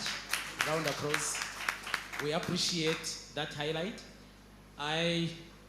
In the interest of time, I wanted to pose my last question to our friend from Kenya, and it's a general question, because here we've kind of made our relationship with the regulator a working one, as opposed to looking at the regulator as a boss. We would like to know from you, what is your relationship with the regulator in Kenya like?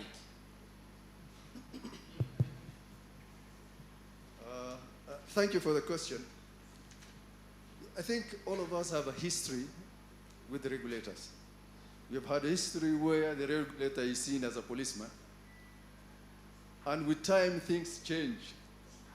Regulators themselves start seeing that, look, they are not there to police, they are there to partner.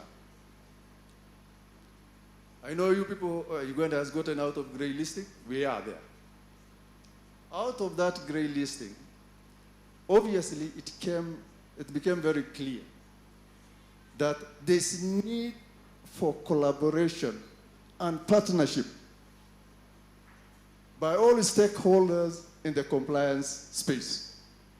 Whether you are a regulator, whether you are a reporting entity, whether you are an enforcement entity, it came out very clear that, look, unless there's some form of collaboration and partnership, we're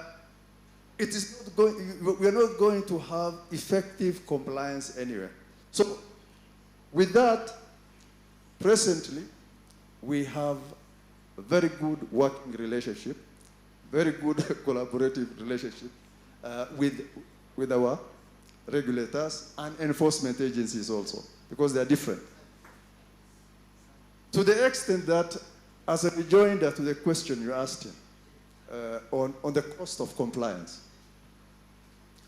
In Kenya, for you to verify an ID, you've got to go to another third-party data bank to verify whether that ID is authentic or not. It comes with a cost. For every transaction is something like 5 shillings. Kenya shillings. 5 Kenya shillings. But the margin on $100 in Kenya, you people are enjoying yourselves. The margin on $100 in Kenya is 3 shillings. And you're expected to verify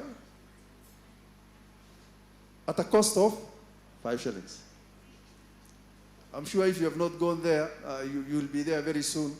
There's this new requirement that you must also verify the new kid on the block. Yeah? Ultimate beneficial owner. You're already there. Now, as a country, we have built that database to a large extent by business registration services. However, for a Forex bureau to access that data, to know who is the ultimate beneficial owner, for every transaction, it's going to cost the Forex bureau 600 shillings. Kenya shillings, eh? I'm in Uganda, okay. Kenya shillings. Obviously, that's a very expensive. We're actually suffering more than you people. When you were complaining about that, I was wondering, is it real?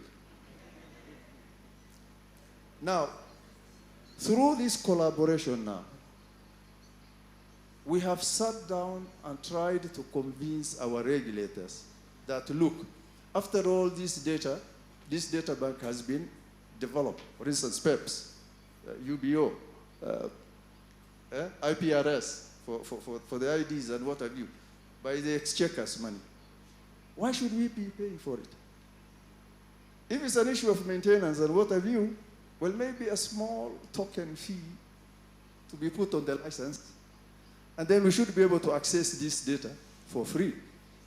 Our argument is that you cannot force us to verify when it is so costly that it is beyond our reach. And that argument seems to be taken. They seem to have some positive thinking about that, on how we can access those verification data banks, okay? Either affordably, because I don't want to call it cheaply, either affordably or for free.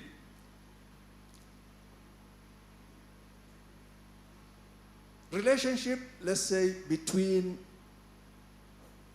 individual members, individual Forex Bureau, and the regulators. That is entirely something that the management of each Forex Bureau deals with it. Overall, we try that. But even there, the approach in terms of inspection now, this might be my brother, the director there from business supervision might also pick it up. Currently in Kenya, our inspection process has changed. They no longer do one general inspection. Inspection now has been separated into two. Prudential inspection, and then AML CFT. Those two things have been separated. So, and with that, they have also realized what we've been telling them, that look, your penalties, of course, while it's supposed to be persuasive, at the same time, it should be proportionate. So, thank you. I think I will talk more, but let me leave it at that. Thank you very much. I think give the panelists a round of applause. They have given justice to our questions. And I see Mr. Lamek raising his arm. Is suggesting that I do not possess the monopoly of asking questions, nor do I have a dictatorship for the same. So a microphone to him, and we wind up.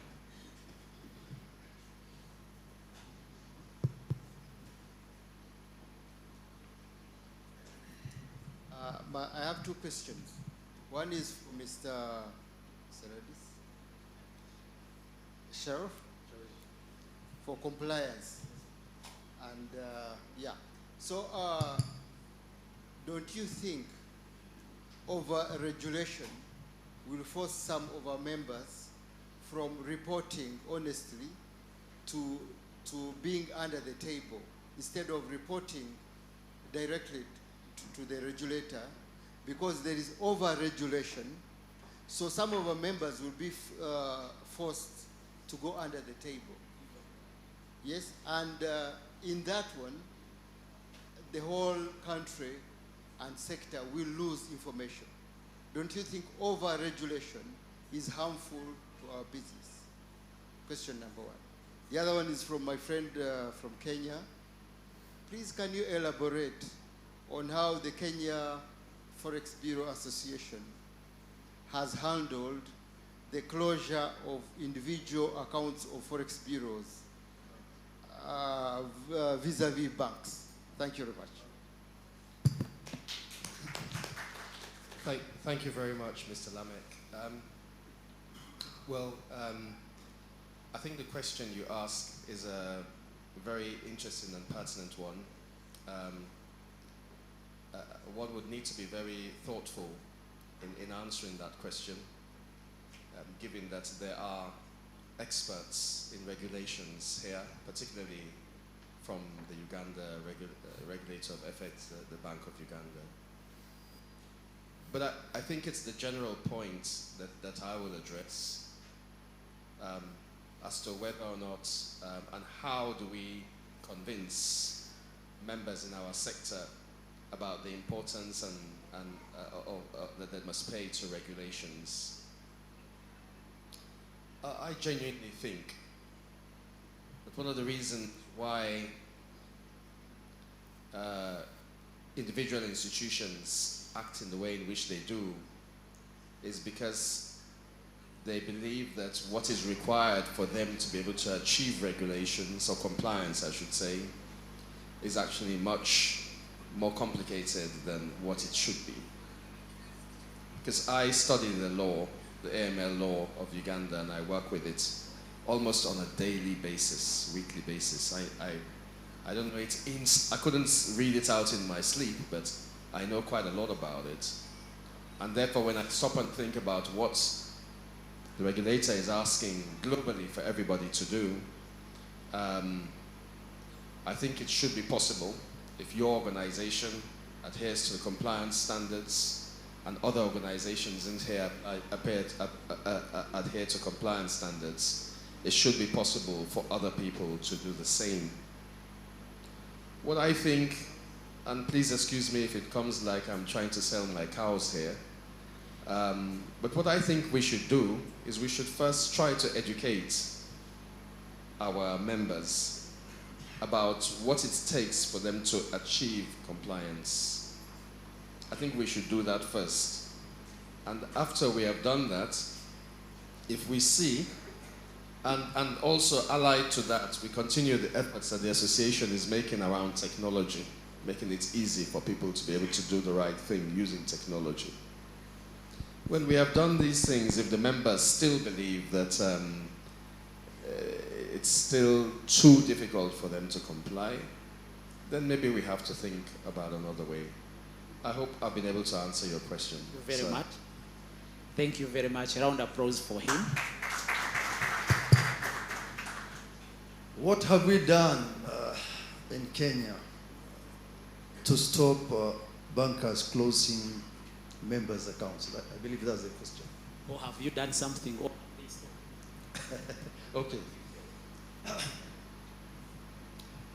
For a while, banks in Kenya decided to adopt something they call de-risking, which I believe is everywhere, on the pretext that they are being forced by correspondent banks that they should not be dealing with sectors like Forex bureaus and money remitters, because as far as FATF is concerned, these are high-risk sectors. You know, plain. And because of that, because they need to continue keeping, you know, the correspondent arrangements, they need to have their agency accounts, international agency accounts, then, of course, we become the softer target. But we needed to have a solution for this. Luckily, we got into a situation where, because the country was preparing for peer evaluation, we had to do our first national risk assessment. That gave us an opportunity where we are in the same hall with bankers, insurance companies, and all other reporting entities, so that we can come up with the national risk assessment of every sector. That gave us a very good opportunity to make our arguments, looking at the various variables the World Bank tool had.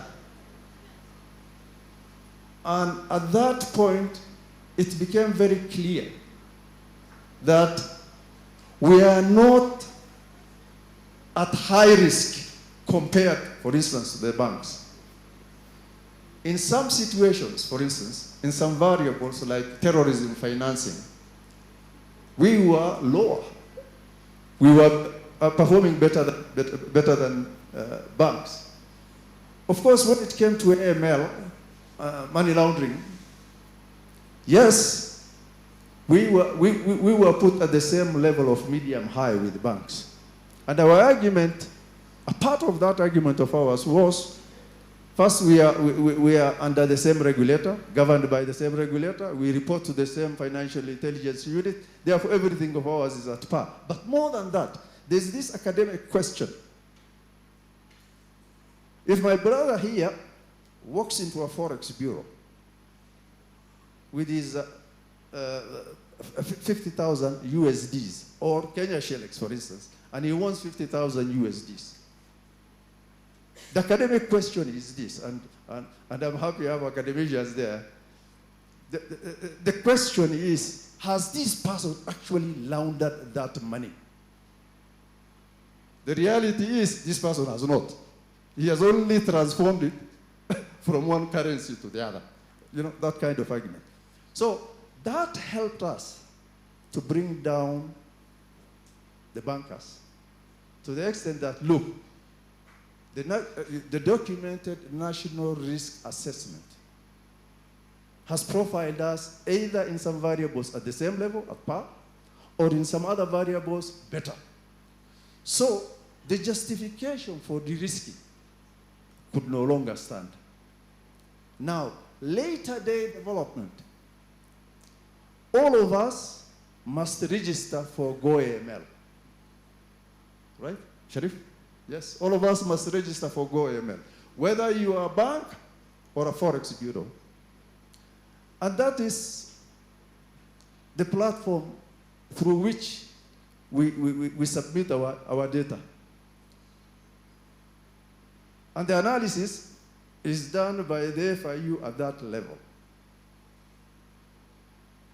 As long as we are sending those reports through our GoAML and what have you, how more risky are we than the others? That could not also stand.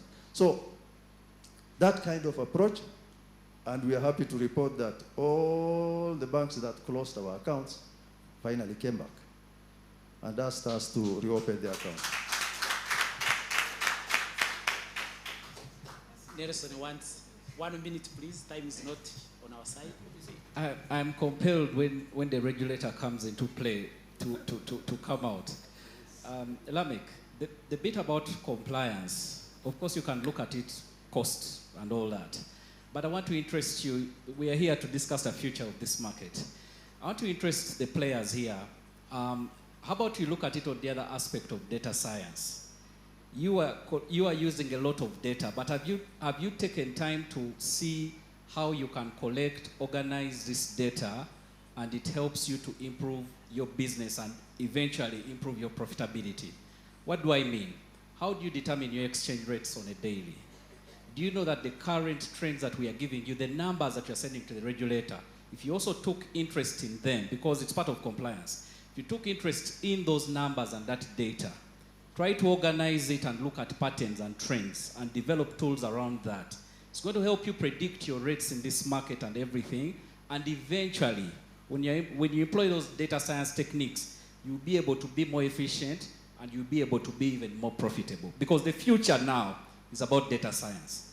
All this transaction data that we ask you to report on a frequent basis to us, yes, the regulator also has his policy decisions to make and all that, but you as players, have you taken interest in also looking at that data to help you even be more profitable as a business? I think the conversation should also be looked at that way. It's not just about submit to BOU or submit to a regulator, but can we also take keen interest in what these numbers are telling us in order to improve this sector? Thank you. Thank you, Nelson. Thank you very much. This conversation shall definitely be taken offline away from here, but in the interest of time, the MC, we would like to hand over back to you the program, such that we go to the next items. Thank you very much, and thank you for listening to us.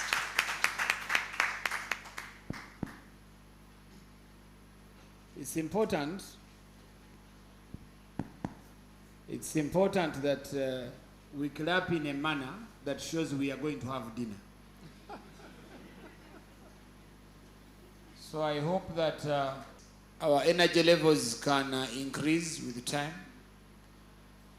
At this point in time, please allow me to invite our regulator, who's our guest of honor, so that we appreciate the panel. And in that order, we'll start with Mr. Patrick Sendagire. So please join me, our regulator. Because of one reason or the other, current people do not feel comfortable if their grandfathers are not in appreciation of their contribution. So allow me call one of the historicals to also be here to come and join. The other time I invited chairman. Do we invite the man who has refused to leave your name, chairman? Hey, okay, come with him. So our guest of honor, please come here in the middle. Ladies and gentlemen, join me in appreciating Mr. Patrick Sintagire for his time.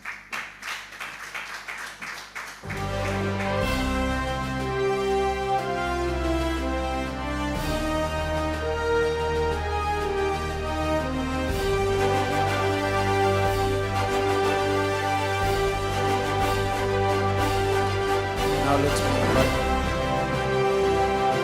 let's clap for him. He has done well to really share with us.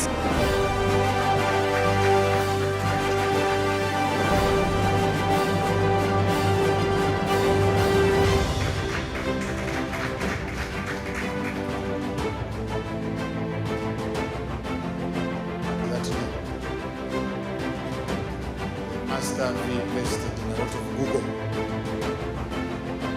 But also ask them the meaning of the map even union for your ancestors.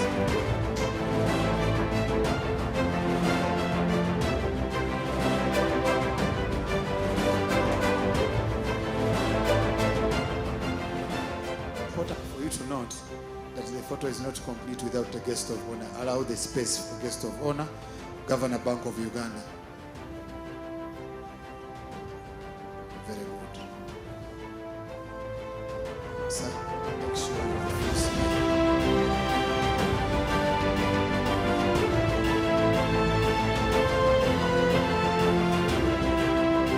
The man who picked his grandfather's name.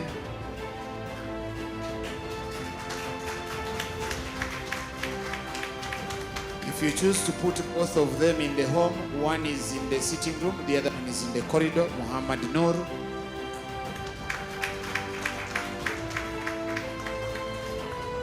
People, I think you to clap harder because it shows your association has the money.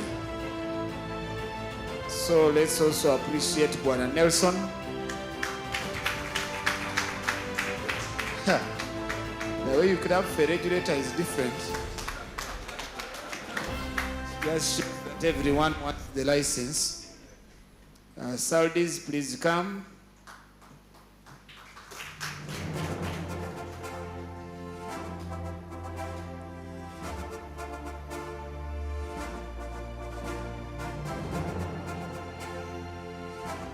Saudis, I needed to give you time with the regulator. It may not be easy to find him again. Patrick Sintagire.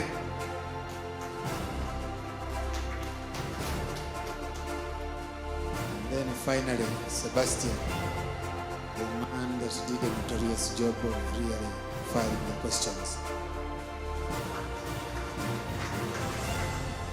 Please take this picture. At Bank of Uganda, we call this value for money. Value for money.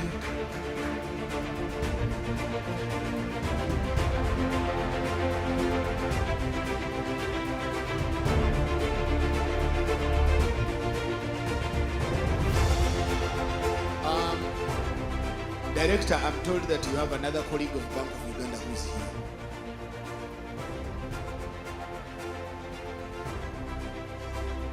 Yeah. Let's clap for the team from Bank of Uganda. Director, because our members want to have the licenses for 2026, we said that each one of you from Bank of Uganda will receive a gift, so that as you are refusing to give us a license, you remember that we are your friends. Perpetual licenses. So we need to open it so that we have a lot of news people here. They go saying that there is nothing. Let's open it.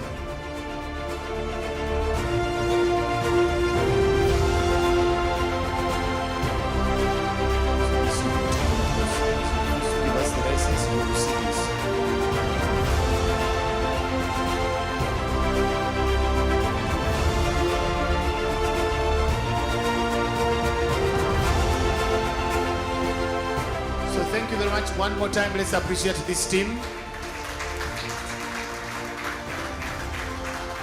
So thank you very much. I'm going to request our guest of honor to move directly to cake.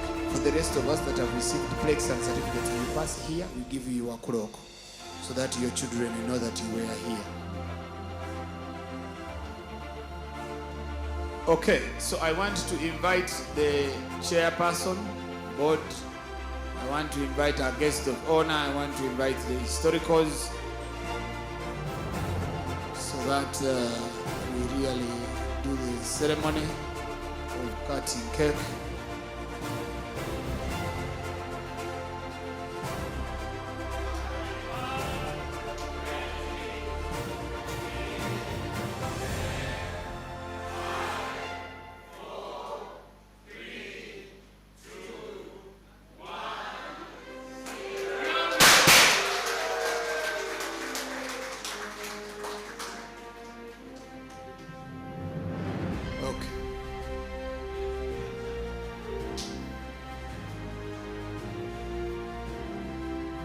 DJ, you have that song for congratulations? Okay, so, Hajat, you can, now you want to move the cake and candy cut big pieces. Don't cut very small ones. All right, so ladies and gentlemen, can each one of you congratulate your neighbor for attending 25 years of Forex and Money Remittance Association? Congratulate your neighbor. Tell them thank you for everything you have done. Very good.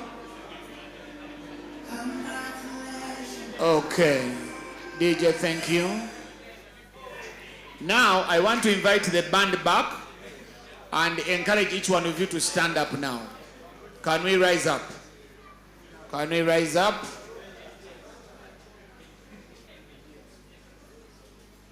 Okay, can we rise, ladies and gentlemen, so that we have the anthems, starting with the East African anthem, and then we shall have the Ugandan anthem.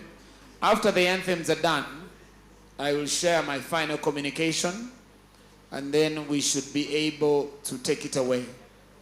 I want to request everyone to rise and then ask the team to play for us the anthems in the reverse order.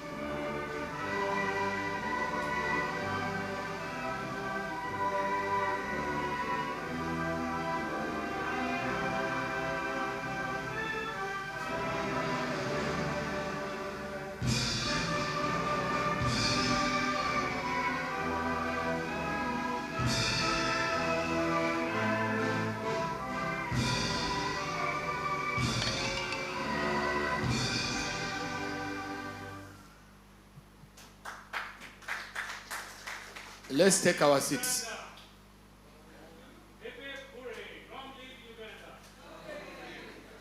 Thank you very much. Let's take our seats. Where we are going is the most difficult part, where people stand up before they tell them to stand up. But not because they want to stand up, but because their body is telling them you should do what? Tell your neighbor, stay seated. Tell your neighbor. So the order of food is very, very simple for our dinner. So those are the first tables to move. Madam Ford, where you sat, you have put us in a tight angle, but we shall find a way. So those are the first tables followed by the MC, and then we shall call you slowly. Please do a job that can allow you eat early. You've been a wonderful audience. I want to invite the band to take it away.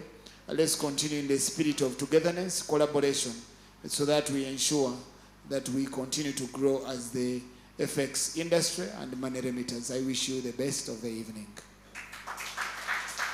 My co-host, Dorothy, please stand up. Let's also appreciate Dorothy. Dorothy, I don't want you to leave. Guest of honor, this is your time to rise as you go. Dorothy, you say a word or two so that we can close and we enjoy the evening as the rest of the people. Thank you so much, Mr. Gava. Ladies and gentlemen, thank you for coming through today. Thank you for celebrating with us the 25 years of Money, Forex Exchange, and Remittance Explains. We're looking forward to more years, more partnerships. Thank you so much, our sponsors. Thank you, everyone, our members. Thanks for the subscriptions that you do. So we are also waiting for you to serve you at the association. God bless you. Have a good evening. We are still here till late. Thank you so much. The band.